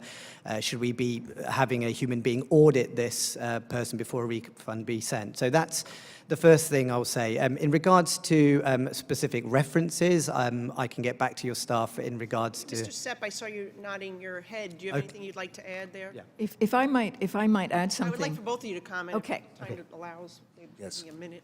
Let me just add, there is a parallel experience going on right now in development of Farm Bill reauthorization. Food stamp fraud is a real problem. Also affecting the and district. there are electronic payment solutions being discussed there, so you'd probably have some great synergy with members who are crafting that bill. The other thing I'd like to point out, Mr. Ladwa's experience and that of many other private sector individuals can and should be harnessed through something like the IRS Oversight Board that was created in the 1998 bill. It was tailor-made to bring private sector expertise to problems like these. Ms. Olson, just within seconds. Yeah, I was just going to say, for decades, I've recommended that Treasury create a debit card similar to what you have in Social Security, where people don't have bank accounts, they're unbanked, but they get their Social Security payments direct deposited on a debit card that has been negotiated by the U.S. government. And that is another solution to avoid some of these lost checks. Thank you. That's good. Thank you. Ms. Delbin. Thank you, Mr. Chairman, and I want to thank all our witnesses for being with us here today. At the direction of President Trump, Elon Musk, and the Doge, they've gained access to Americans' most sensitive personal data. President Trump and Elon Musk have clearly no respect for the rule of law. We've seen the IG fired, employees fired for disagreeing. In fact, I'd like to insert this article into the record titled, "The U.S. Treasury Claimed Doge Technologist Didn't Have Right Access When He Actually Did." Mr. Chairman, thank you. Elon Musk has called for the impeachment of the judge who blocked Doge's access to Treasury's database and has called for the president to defy judicial court orders. This is unprecedented, it's dangerous, and it's illegal. 5 former Treasury secretaries wrote about the dangers of providing unfettered access to our nation's payment systems to political actors like Musk and his team. Ms. Olson, thank you for all of your service. I wondered if you could talk about what events during the Nixon administration led to the major reform of what is now Section 6103, and what are the parallels between the events of nearly 50 years ago and those being taken by the Trump administration today? Your mic. Before I do, I'd like to correct the record that Craig Littlejohn was not an IRS employee. He was, in fact, an IRS contractor, and he is serving time in jail for his unlawful leaking of individual taxpayer return and return information. So it was not the IRS employees who leaked that. Regarding 1970s, what happened was that prior to 1976 and the Tax Reform Act of 1976, the president controlled the decision-making as far as who had access to return and return information. So the Department of Agriculture asked for all return information and returns on all American farmers. And that triggered Congress to be very concerned. What were you doing with this information? Why were you getting this information? At the same time, there was concern about the White House using return information both to target enemies, but also to inquire and interfere with audits of allies of the White House. So that politicization of return information led Congress to flip, so that whereas before 76, the president and the executive branch controlled who had access to that information, 6103 says very clearly that return information is confidential, returns and return information is confidential, and it is not to be shared except by statute, namely where Congress describes where and how it's going to be shared and subject to what limitations. Thank you. Can you speak to the importance of Treasury maintaining the disbursement of congressionally authorized payments and the risks of breaching a fundamental trust and suspending those funds? Well, I just think this is very personal information, and if we're asking people to come in and give us their financial information so we don't have to spend billions of dollars seeking it and tracking people down, then it's very important that they know that that information is held closely to the government's chest and not shared willy-nilly around agencies, only for specific purposes that Congress has authorized. And finally, how did the actions of the DOGE, the Department of Government Efficiency, and Elon Musk threaten the fundamental rights of taxpayers, and how does that impact the efficiency of our tax system? Well, see, that's very hard to answer because we don't know what they're doing. So we don't know if what they're doing is actually pursuant to a legally authorized exception or it's not. And that's where we have to have greater transparency on this. And I think the question marks are creating uncertainty and concern among taxpayers about how their information is being used and who's getting it. And that will erode trust in the tax system. And in the absence of an inspector general to provide accountability, who's going to provide that? I don't know. If you find out that your information has been improperly accessed, you have access to the courts to be able to sue, and if it's by a third party, it's subject to punitive damages. And that's after the effect? That's after the effect. And for the taxpayers who Craig Littlejohn unconscionably exposed their information, that is small comfort. So if we want transparency, one, we should have Congress needs to have a knowledge of what's going on, and any action needs to be approved by Congress. That is the Inspector General's task, to detect fraud, waste, and abuse. And in the tax agency, they particularly look at violations of 6103. It is their job to investigate that. It's unfortunate that there's not bipartisan consensus on that. Thank you so much. I yield back, Mr. Chairman. Thank you. And the chair recognizes Mr. Yacom from Indiana. Thank you, Madam Chair, and thank you to our witnesses for being here today. Ms. Olson, Mr. Littlejohn was an IRS contractor that stole the tax returns for thousands of Americans, including President Trump. He pled guilty to, do you know how many counts of unauthorized disclosure of tax return? I don't know that I understand, maybe 70 some odd? One count. One count he pled guilty on. There are, and we prosecute, by the way, for serial killers. We don't prosecute them just on one count. We go after everything. But on this one, we went after truly, ultimately, one count. There are 5,000 IRS contractors today that have access to confidential taxpayer data. Ms. Olson, do you know if the IRS has closed all of the vulnerabilities that allowed Mr. Littlejohn to steal this information? I don't know that. I do know, in preparing for this hearing, that I found an Inspector General report that reported this summer that the IRS had not retrieved laptops, et cetera, from contractors or limited their access. In short, the answer and is I am no. very concerned about that. In short, the answer is no. The IRS has not closed the vulnerabilities that allowed Well, Mr. I Littlejohn can't answer that question because I don't know what vulnerabilities there were that Littlejohn accessed. I'm giving you the answer. The answer is no. So the largest wholesale theft of confidential taxpayer information, we had just one charge. How many years is he doing in prison? Do we know the answer to that? Under 72, I forget the statute, but under the statute, you can only get up to 5 years in prison, and it doesn't matter how many returns you've accessed. So that's something Congress should look at. That maybe completely agree. Make that statute per return or per something access. that we should look at. The Biden administration prosecutors argued that just the one count covered Mr. Littlejohn's multitude of thefts. And he leaked confidential tax returns to 2 news outlets. Do you know, are those news outlets authorized to view confidential tax information on those thousands of Americans? No, they are not. So as far as we know, do the outlets still have ongoing access to the thousands of confidential tax returns that were stolen or leaked? I don't know that.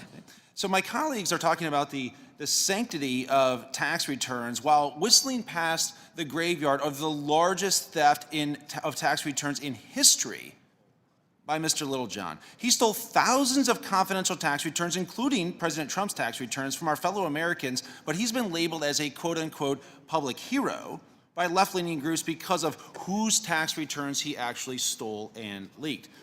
Ms. Olson, in your testimony, you noted that the IRS's progress in improving its level of service since the passage of the Inflation Reduction Act. The Taxpayer Advocate found that during the 2024 filing season, the IRS achieved an 88% level of service with an average answer speed of 3 minutes. Does that mean that 88% of all taxpayer calls to the IRS were answered in 3 minutes? No, what it means, this is part of the problem with that measure. What that measure does is it measures how many calls that were routed by the phone tree system to a live assister were answered.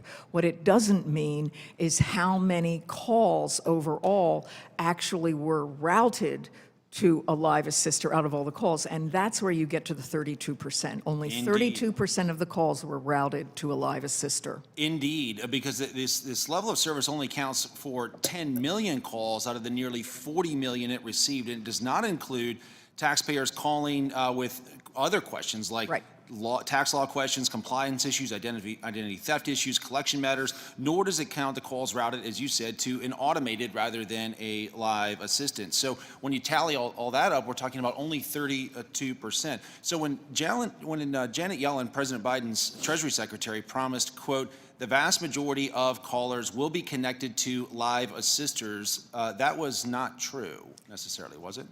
Well, not when you count all the calls, that's correct. So when you, to sum things up, by quoting the Taxpayer Advocate one more time, the Biden IRS, quote, allocated resources to hit ambitious but arbitrary goals that mean less than meets the eye, and consequently have required the IRS to neglect calls to other telephone lines and work streams like paper correspondence. You know, the pomp and pageantry surrounding the Inflation Reduction Act's improvements to the IRS customer service is, I think, a bit of a mirage.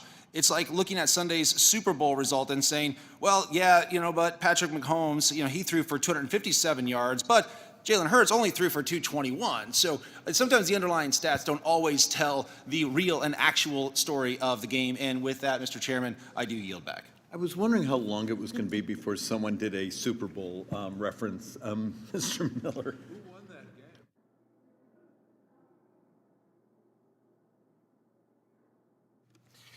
Thank you, Mr. Chairman, and thank you to our witnesses for their time and testimony today.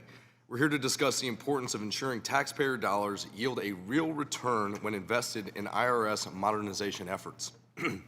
The need for a modernized IRS is clear and urgent, as we have heard today. Taxpayers deserve an agency that keeps up with the times, operates efficiently, and acts responsible fiduciary of the American people's money, which is, I believe, what the IRS was intended to do. Modernization isn't just about convenience, it's about safeguarding taxpayer information and delivering a better customer service experience to the American people. They're entitled to this. We know that deploying new, efficient, and secure digital tools could save the federal government billions of dollars. Unfortunately, the IRS has struggled to deliver these intended outcomes, and rather than investing in new and more secure technologies, which is somewhat puzzling to me, and we'll get into it, the agency continues to utilize decades-old systems, which only make sensitive taxpayer information more vulnerable. Mr. Sepp, by now we are all well aware of the legacy systems at the IRS. Not only does the IRS continue to utilize hundreds of old and obsolete systems, including fax machines to store and analyze and transfer sensitive taxpayer information, but the IRS also fails to attempt to improve these systems. And look, let's be real, it looks like I just graduated from high school 2 days ago. I haven't even seen a fax machine out in the wild. I mean, anyone here that is working in technology or innovation in business and technology, or even for the public, government to operate off for the American people. I don't even know what a fax machine looks like. Excuse me. It is confounding to me, and I understand that to a certain extent you may say it's more secure because of a phone line, but I'm not buying it anymore. It's 1960s technology. I was born in 1988. We need to do better. Going back, Mr. Sepp, can you speak to the risk associated with continuing to use and failing to maintain or update these legacy IT systems, especially considering the sensitive and private taxpayer information that is stored on them? Yeah, there's a huge risk. It's not only a 6103 risk with disclosure being in play, but accidental data breaches that could be massive. I mean, how many other agencies have 1 billion individuals on their master file? I mean, that would rival Social Security, if not exceed it. And again, GAO has said since 2018 those systems are vulnerable. If we don't devote the resources to that kind of security and we continue to worry about fax machines and keeping them up, we are headed for a major disaster. And I would just point out, we still don't have a clear idea of the milestones that the IRS intends to make with modernization and whether they're keeping them. Paperless processing initiative is one of them. By this year, the service is supposed to have all paper tax forms digitized. I don't know, maybe someone on the panel knows, have they met the 100% goal yet? We know the answer to that. You do? Well, I'd speculate, so I shouldn't say I know the answer, but I would speculate that we know the answer to that. And throughout all these conversations, I would think to truly believe that the IRS would do something to meet somewhere in the middle amicably between a fax machine and where we are today in 2025, which I think is pretty reasonable, that there's some other system that could be put in place that would be a lot more safe, secure, and protective of the American people's sensitive information as we are talking about here today. And you know what? This is where I see maybe a need for an outside individual to look at something like the IRS to make sure it is running more efficient and responsible for the American people, as we still have fax machines that are still in an agency which is 1960s technology, which confounds me up and down. So, you know what? I'm glad for Mr. Musk, and I'm glad that he is doing what he is doing with the federal government to clean this nonsense up and to make it more secure and more safe for the American people. Mr. Ladwa, I'm going to do my best to squeeze this one in. If not, we'll try. I'll just go right to the question. Can you provide us a real-world example of tax agency utilizing AI and how this technology can help improve operations and efficiency? Sure, Congressman. So I'm bound by some privacy agreements from our customers, but I can certainly get back to you and your staff in terms of references and maybe even contacts to said tax agency. But let me answer your question on how they're doing it. So we talked a lot about AI. AI is lots of different things, not just chatbots. So one of the use cases we have is embedded machine learning, so embedded AI, which doesn't essentially leave to go outside of a sort of consolidated system, which is owned by the government, for example. And we're using things like predictions of taxpayer behavior, so we can be more empathetic to the taxpayers who can't pay, and a lot stricter and with higher enforcement for the taxpayers who basically are not willing to pay or are trying to do some fraudulent activity. And we've got examples of that. And I said in my statement, 5% return on investment. Thank you, Mr. Ladwa. Thank you, Mr. Chairman. Someone from New York.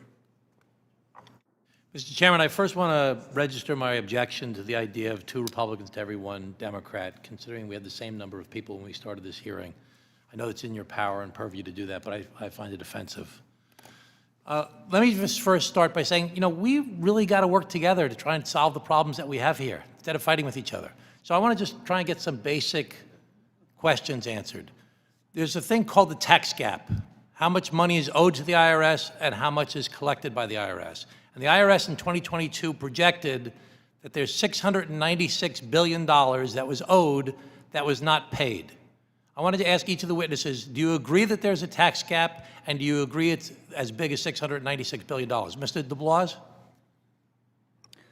I think there's a tax gap. I'm not sure it is that large, and I don't think that the methods employed during the Inflation Reduction Act were the appropriate measures. Okay, but I'm just asking, do you think there's a tax gap of Do you have any idea of the magnitude of it? I don't have an idea. Is it hundreds of billions of dollars?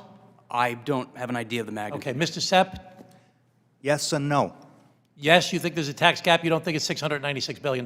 Correct. How much do you think it is? Do you have any sense of that? Less than half that. So- When you account for currently non-collectible tax debts and estimates that cannot possibly account for things like when the IRS... $350 billion is Or half less. that. Okay. Yes. Mr. Ladwa, do you have any sense of this? I would say yes, there's a tax gap.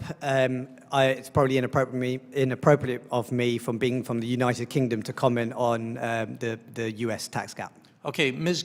Kociolek? Yes, GAO, I think, has reported on the tax gap, and we can get back to you with the details on the specifics. Ms. Olson?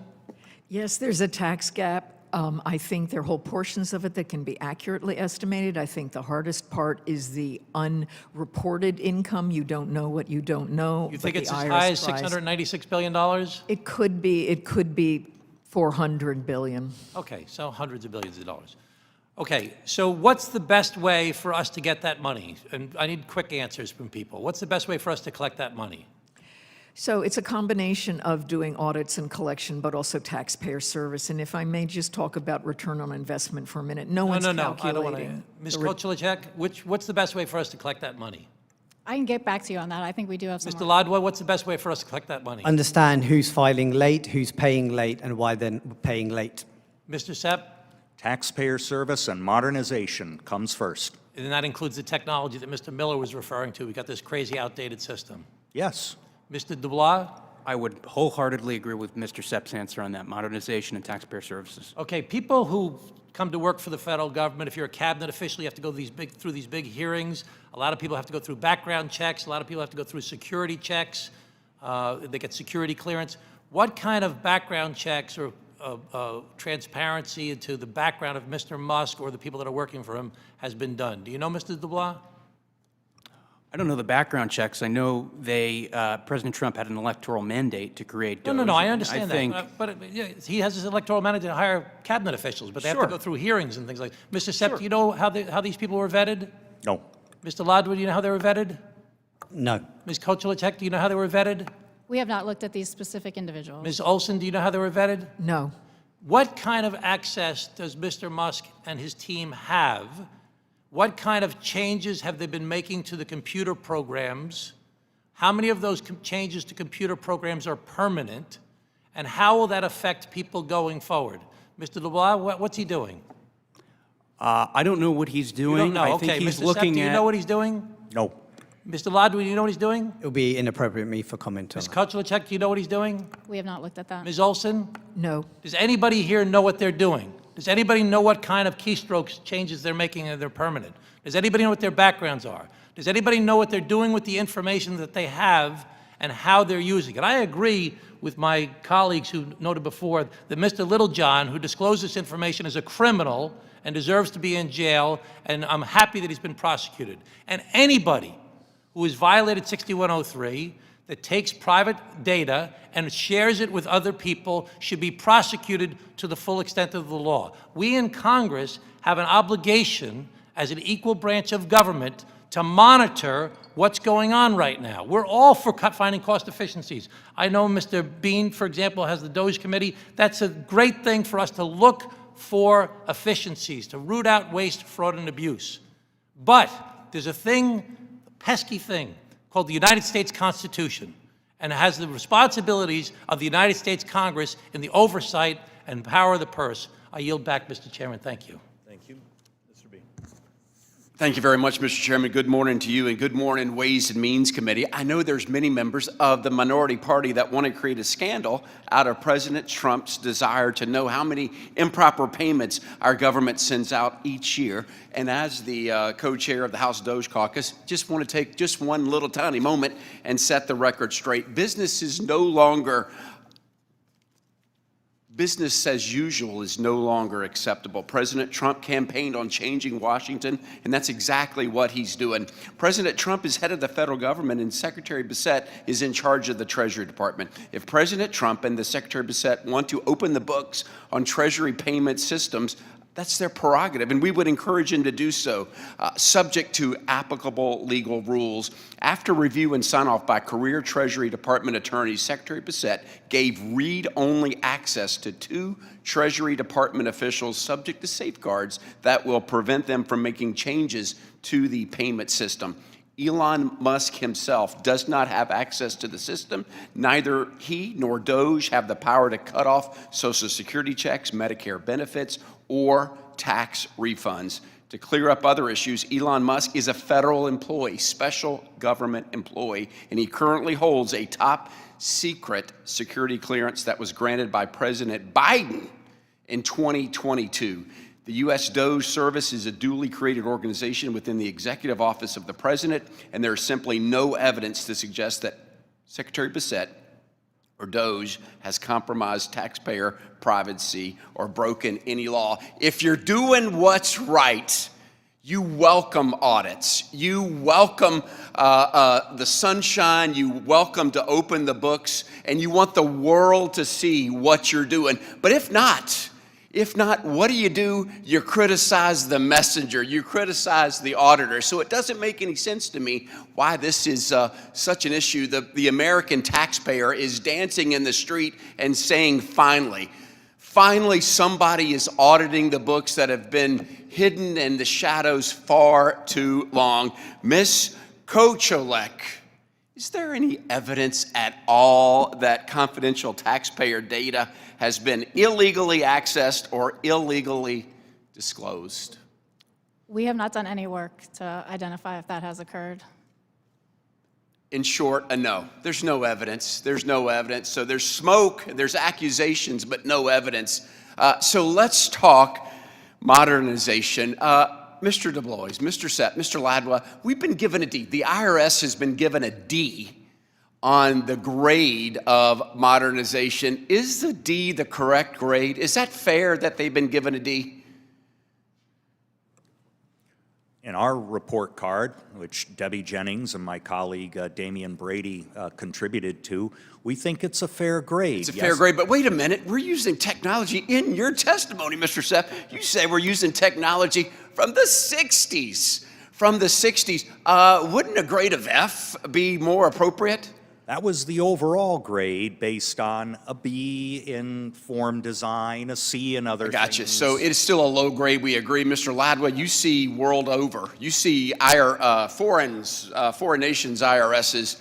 Is it just us, or is everybody stuck in the 60s? Or is it just the United States IRS tax collection? There are other countries, but a lot of them have already started their modernization some time ago. Okay, very good. Mr. Dublois, why? Why is the IRS stuck in the decade of rotary phones and black and white televisions that were 3 feet wide? Well, I think it's a great question, Congressman, and I think that's the question that the folks over at DOJ and Mr. Musk want to answer, which is why they're rightly turning a microscope under this agency that comes with an electoral mandate from President Trump. There was a poll out this morning I saw coming in that DOJ has a net approval rating well outside the margin of error. As a taxpayer, I'm glad we're getting scrutiny on that, and I would add, There's been a lot of comments about unelected bureaucrats having access, or unelected individuals having access to information. The entirety of the Internal Revenue Service is unelected. I welcome a microscope on that type of expenditure. And you, like me, like any taxpayer, is ready to do a dance in the street. Finally, they're getting some accountability. But I just can't understand why the IRS is not going forward. It can't be money. We gave them $80 billion, and they doubled down on more fax machines and the same technology that's got us here. So, Mr. Chairman, thank you for the hearing on modernization. Let's get to it. I yield back. Thank you, Mr. Chairman. I want to thank all of you for taking the time today to be here and testify about the importance of making sure that the U.S. government is working for her citizens and putting them first. We have all heard about the negative effects of the $80 billion that was given to the IRS through the Inflation Reduction Act and what that negativity has done on Americans. But I want to focus on how this increased funding to the IRS exacerbated external as well as internal threats. If you go back last year, at the end of last year, the U.S. Treasury Department experienced more than one cybersecurity breach by the Chinese government into sensitive U.S. financial information. In these breaches, Chinese hackers stole thousands of documents. We still don't know exactly the impact these breaches have had on our national security, but if it involves China, I think everybody in this panel would agree it's not good. Not good at all. The breach comes amid a number of cybersecurity breaches all over the country due to outdated cybersecurity infrastructure that has proven to be vulnerable to foreign operatives on a number of occasions. While these threats are growing, the IRS is spending more federal funding on targeting American taxpayers through enforcement than it is on improving cybersecurity and modernization to protect the American taxpayer. It's amazing to me. The IRS directed $4.75 billion of the $80 billion it received from the IRA towards system modernization. That is puny. To put that in comparison, the agency spent $45.64 billion on increasing enforcement efforts against American taxpayers, mainly the middle class. In August 2024, the U.S. Treasury Inspector General for Tax Administration released a report stating that the IRS had made little to no progress on implementing safeguards for Americans making less than $400,000 a year, even though they continue to jack up their enforcement efforts against those very individuals. That puts Americans in the crosshair and leaves China out of the crosshair, where they need to be in the crosshair. I find this unfortunate and very ironic, given the inability of the IRS simply to answer questions, respond to my constituents. I hear from them every day that they send an inquiry, my taxpayers send back information, and the IRS will not respond timely and will not provide information. Mr. Ladwa, could you explain the ways you've seen other modernized countries throughout the world ramp up cybersecurity efforts within their tax and revenue systems to thwart potential threats, particularly from adversarial nations like China and Russia? Thank you, Congressman. So what I will say, without going into the details of cybersecurity, is that these commercially available solutions in terms of infrastructure, in terms of application access and stuff, which essentially has taxpayer records and taxpayer information, are battle tested and are created specifically for cybersecurity attacks by spending, us as private sector companies spend like millions, hundreds of millions of pounds ensuring that we're preventative against these types of measures. Yeah, does anybody on the panel, if you do, raise your hand, does anybody think we need to be spending more money of the money allocated to the IRS towards enforcement against American taxpayers, or should we be doing it more towards enforcement and protection against cybersecurity threats of China? I think everybody in the panel would say we need to protect the American taxpayer. We need to put more into cybersecurity threats and protecting our American taxpayer data than we should about enforcing these mechanisms against the American taxpayers. Do you guys agree with that? Does anybody disagree with that? Ms. Olson, do you disagree that we need to be doing more cybersecurity efforts? I absolutely agree, and I wanted to make a point about the IRA funding, that right now it's limited, it's in different budget categories, and so the IRS is limited with how much it can move from the enforcement category to modernization. So that means we should that. probably go back and prioritize where that money goes. Would you agree with that? And the priority should be first to protect the American taxpayer and their data from cybersecurity threats by Russia and China instead of going after them on these bogus enforcement actions. Would you agree with that? Well, I don't think they're bogus enforcement actions, but I think you need to protect them from cybersecurity check. And that should be our number one priority on the use of the money and reallocate it towards that. Would the rest of the panel agree on that? Yeah, I see the heads bobbing up and down. Mr. Sepp, considering our focus on modernization and innovation, what are some of the ways we may not have touched on yet to think that the IRS, that you think the IRS could do to make it more efficiently work for the American taxpayer?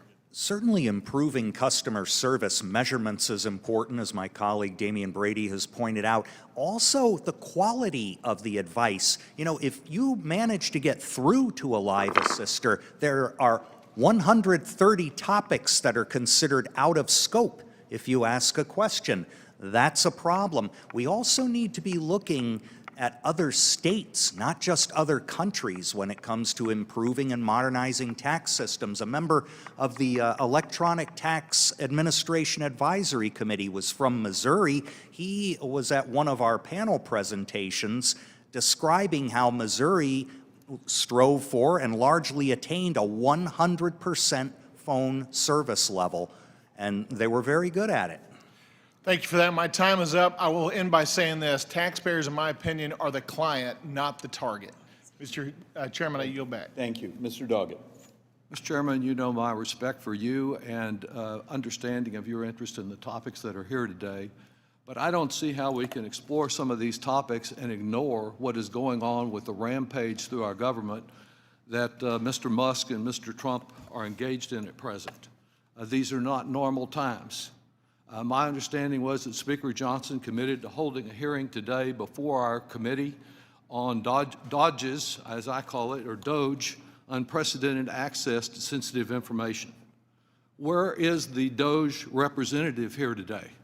I agree fully with the comments that our colleague just made from the, as head of the Doge caucus, he tells us, about if you don't have anything to hide, let the sun shine in. Well, where's the sun shining in on Doge today? We have had our witnesses questioned by Republican members as to whether they know anything about whether sensitive information has been out there or whether any improper use has been made of this data. Of course they don't know, because it has all been hidden from them and from the world. What we do know is that Doge really deserves the name Dodge because it is dodging the law, dodging accountability, dodging this Congress, and a federal judge has determined that there is irreparable harm from what they've been doing and has enjoined them from doing what they've been doing and has asked that they return the documents that they took. But there is no one here today to explain there has been no accountability. We don't know how many people. We don't know whether they had any background clearance. We don't know what use they have made, though there have been claims made today and prior to today that they were read-only. There is plenty of evidence that it went far beyond reading and has been used to cut off funds. Mr. Musk has never been elected to anything, and yet through his minions, his musketeers, he's been accorded access to the most confidential information on every American citizen, information about Social Security, about health care, about bank accounts, about tax return information that is so sensitive that if you expose it improperly, you can go to prison for 5 years. The safeguards on this abusive use of this information are lacking. Now, there was reference to the Inspector General. Would that we had an Inspector General, but remember that as a part of insulating himself from any independent accountability, the watchdog over at the Treasury Department was fired by President Trump, along with 17 other inspectors who had the responsibility of safeguarding the public interest and looking for waste, fraud, and abuse. The former career official, 35 years at the Treasury Department, a nonpartisan guardian of our privacy, he was pushed aside because he had the audacity to question this 25-year-old Musk minion coming in and going through the records of every American. This is highly sensitive and confidential information. What we do know, and we don't know much about this 25-year-old, but we know that he recently boasted that, quote, "For the record, I was racist before it was cool," and urged that we, quote, "normalize Indian hate," as he denigrated Indian Americans. That's the kind of person that's been assigned the ability to look at the record of every single one of us, and it cannot be at all clear as to what misuse and abuse of those records may be made. At the same time, within the last 48 hours, the Vice President sent up a trial balloon, and Mr. Musk joined in. Perhaps they don't even need to follow the judge who said that there had been such harm caused by what they've already done. Mr. Musk contends that anyone that disagrees with him is a, quote, corrupt judge. And so he put that brand on the judge who found irreparable harm. And Mr. Vance has suggested that maybe they don't need to follow court orders. Well, they do.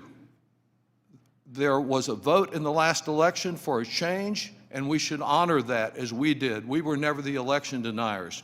But defending the Constitution and the laws of the United States are vital, and respecting the independence of this body and of the courts is vital. And that's what is in question today and what is not being addressed adequately in this hearing as the big dodge has taken place on Doge. I yield back. Thank you very much. The chair now recognizes the gentleman from the great state of California, Representative Thompson. Thank you, Mr. Chairman. And I want to thank everyone on the panel today. I waived on today's subcommittee. I'm not on this subcommittee.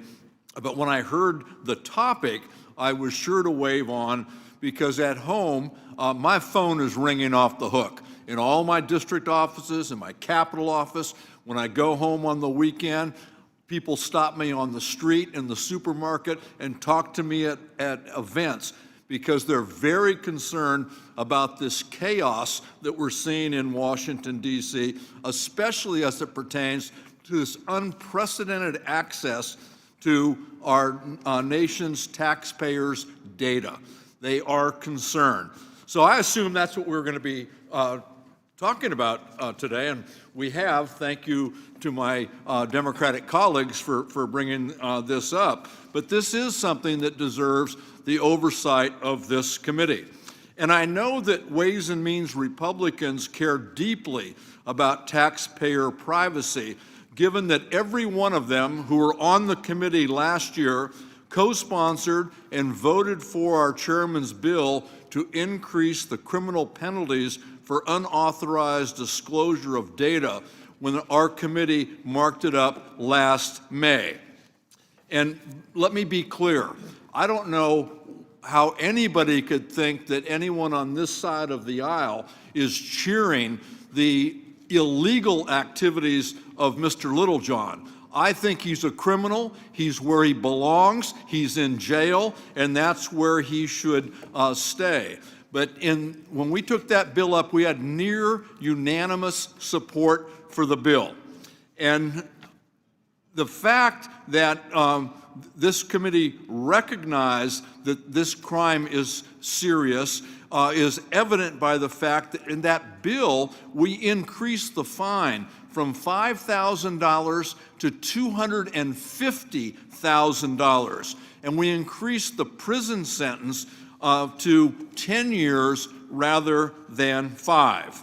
So given how important this issue is to all the members of this committee and to our constituents, it only makes sense that we carefully investigate the credible allegations that Mr. Musk and his Doge folks violated federal law by gaining access to taxpayer data.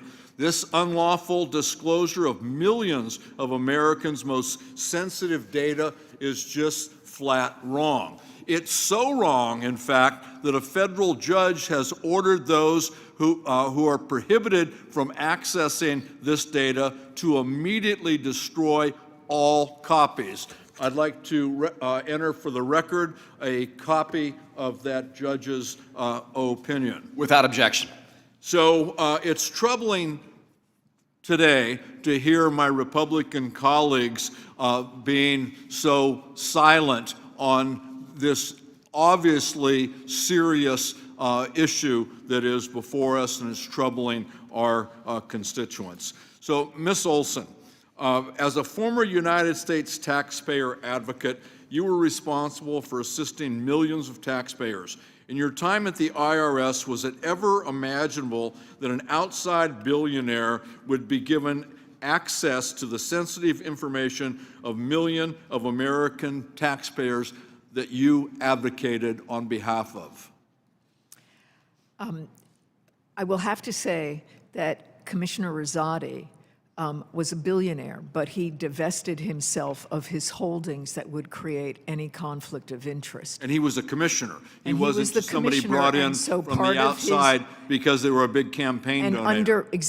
under his statutory duties, it's his duty to administer the internal revenue laws of this country. And if you were the current taxpayer advocate, what message would you send to the IRS commissioner?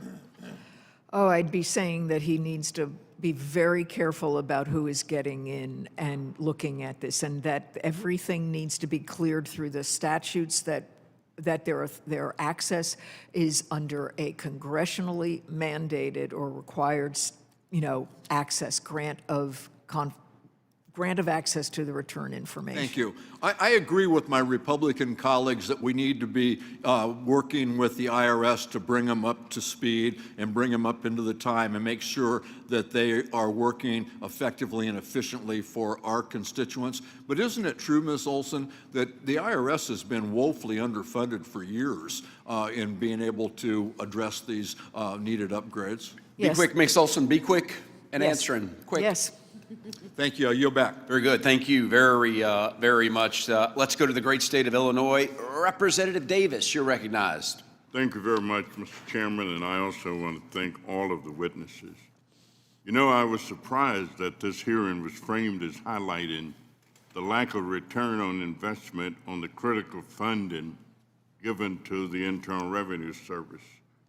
Frankly, the only way that statement is true is if acting President Musk gives his millionaire buddies who cheated on their taxes back the $1 billion in revenue that the Biden IRS collected.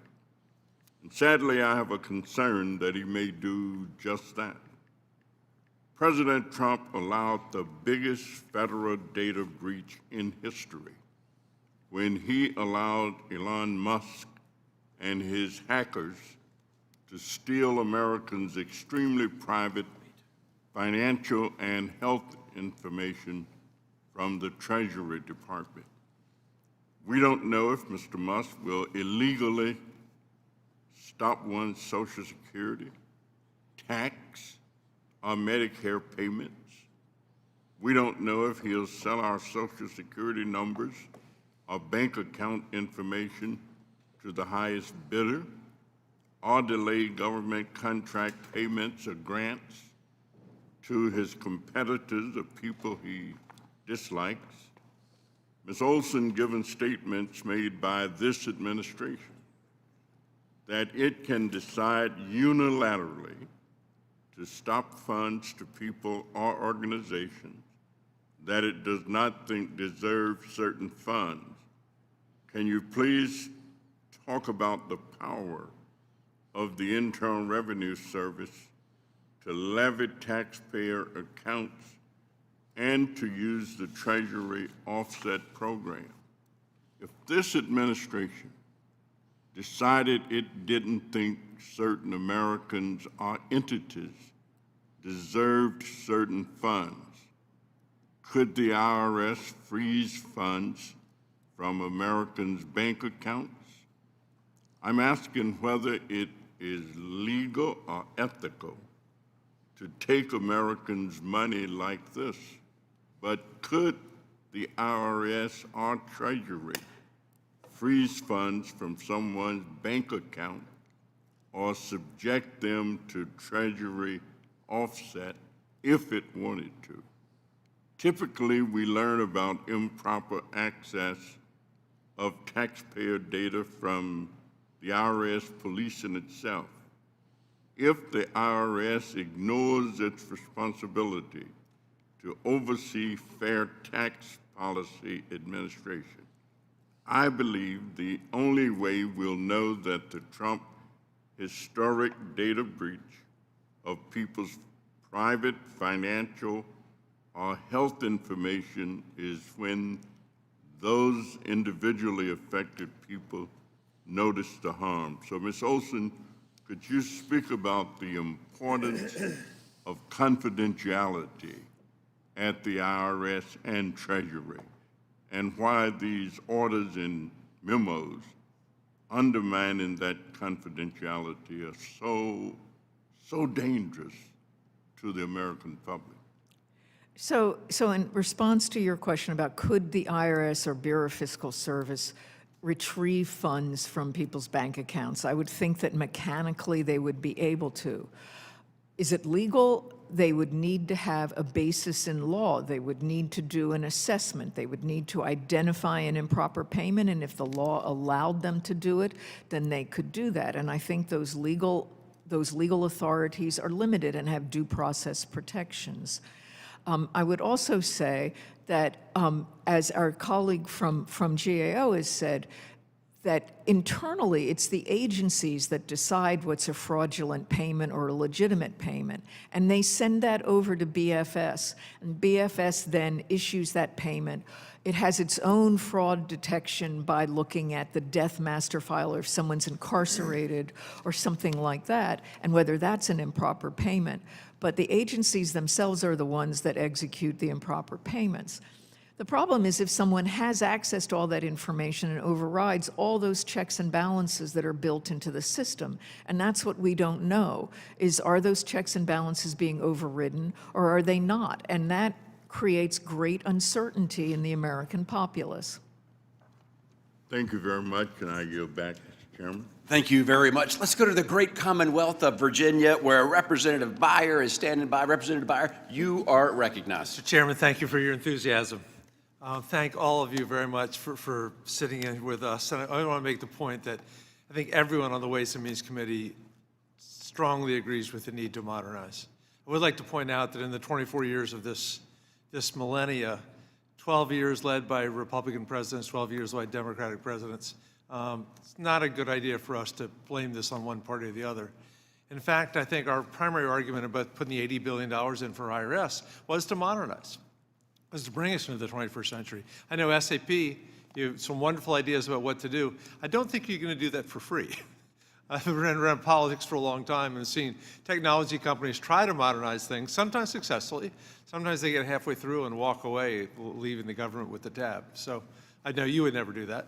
But we're going to have to spend money to make this modernization happen. Ms. Olson, you noted in your testimony that Section 6103 of the Internal Revenue Code provides taxpayers with the right to confidentiality once they file their returns with the IRS. And there are only a handful of circumstances in which it's lawful for government officials to disclose or even view a taxpayer's return or information found on a return. With that in mind, I'd like to ask you a hypothetical question. If an unqualified, non-IRS political appointee were granted access to the Bureau of Fiscal Services payment system, and they inspect confidential taxpayer information for political purposes not authorized by law, could that be a crime? If it's not authorized by law, it would be a crime, in my opinion. Could it also be a crime for this individual to share private taxpayer information gleaned from rummaging around the Fiscal Services payment system with his boss, an unelected, unconfirmed billionaire?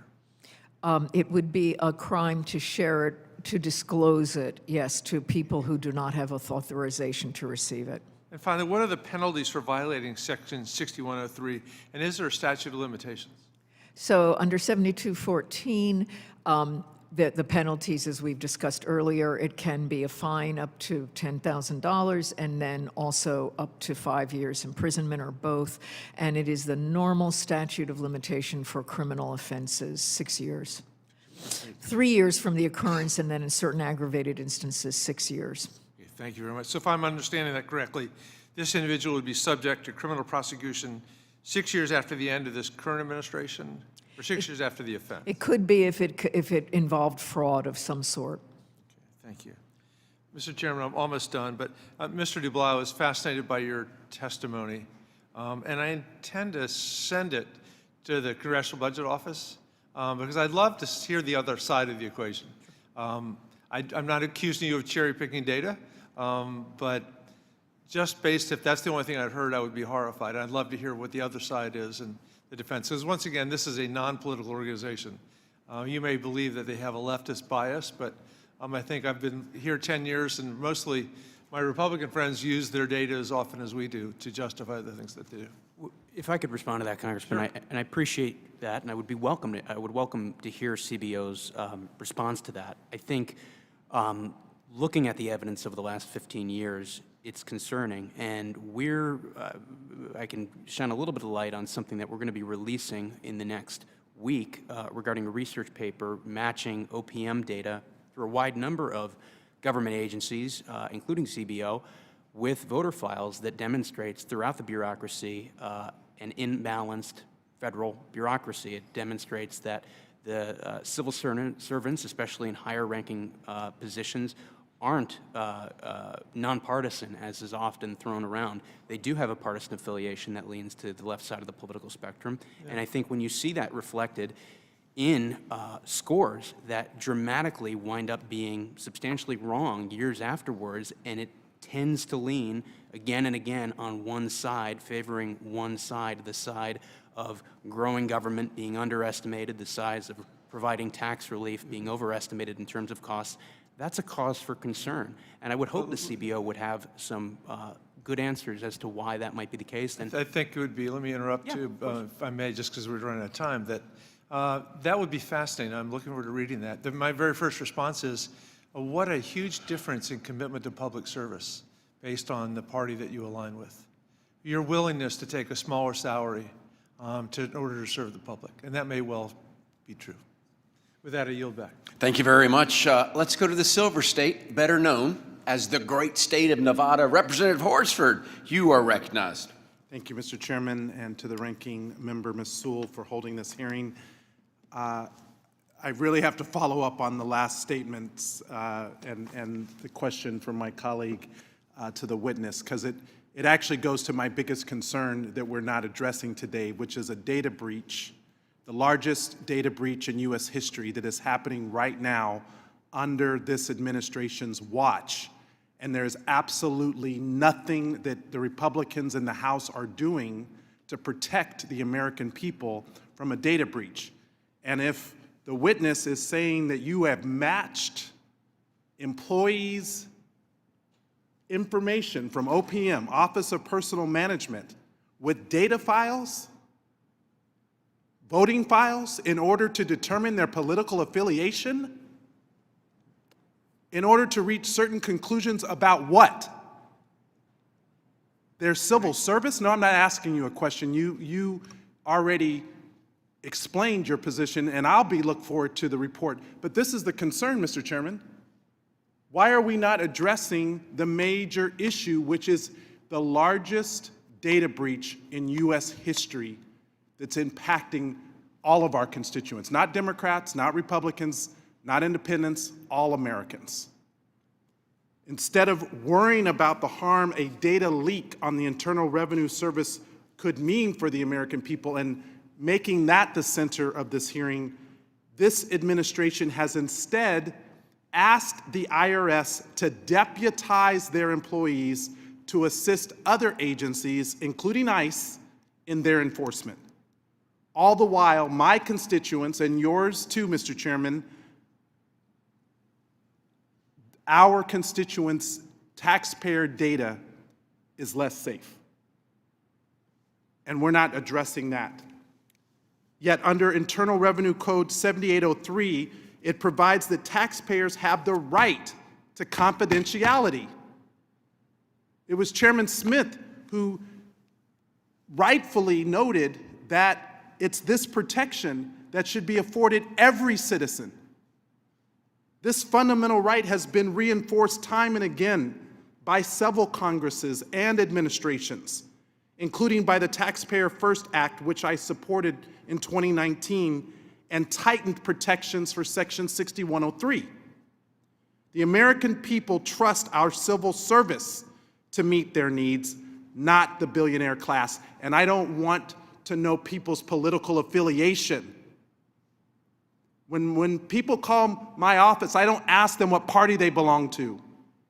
I ask them what they need and how my office can help support them. Ms. Olson, I'd like to focus on your testimony. You note that the IRS holds information spanning from family and business relationships, financial dealings, employment, investments, and medical and educational information. I agree that the effectiveness of our tax system is dependent on taxpayers' trust that the information they voluntarily provide to the IRS will be held confidential. Can you explain what would happen to that system if there was widespread disclosure of this information? I think that people would stop disclosing information on their returns. They would also be calling you, yelling about this. But I think it would really erode the voluntary compliance system that our tax administration is based on. And the fact that an unelected billionaire, the richest person in the world, and his hackers have now broken into the agencies and taken this information illegally, puts who at risk? Well, I don't know what they're doing, but if someone is accessing IRS or tax return and return information without authorization under the statute, it is undermining that right to confidentiality, and that will chill taxpayers' willingness to participate in the tax system and voluntarily disclose their information. And this is the fundamental issue. At a time when we already have tax evasion occurring by the very wealthy, meanwhile, my constituents that try to qualify for the earned income tax credit gets audited at a higher rate that disproportionately affects working people, but yet we're going to not protect their information. It's fundamentally wrong, and this should be the priority of this committee and every other committee until it's resolved. It is not authorized, it's illegal. Elon Musk and his hackers have caused the largest data breach in U.S. history, and they need to be held accountable now. I yield back. Thank you very much. We're nearing the end of our committee. We've had a great day. It's been brought up 3 times, and that is the overwhelming support this committee is giving the Taxpayer Data Protection Act. It was overwhelmingly supported by this committee. We've talked about it several times. It is stuck in the Senate right now, so members are encouraged to reach out to their senator and say, let's get that Data Protection Act for the taxpayers. Witnesses, you did a great job. Thank you so much. You'll always have this day to say, this was a day I went before Congress and testified. It's your own time. It's your own dime. We appreciate you very much. Members are reminded that they have 2 weeks from today to submit written questions to be answered later in writing. Maybe you'll have homework. Those questions and your answers will be made part of the formal hearing record. With that, the subcommittee stands adjourned. Have a great day.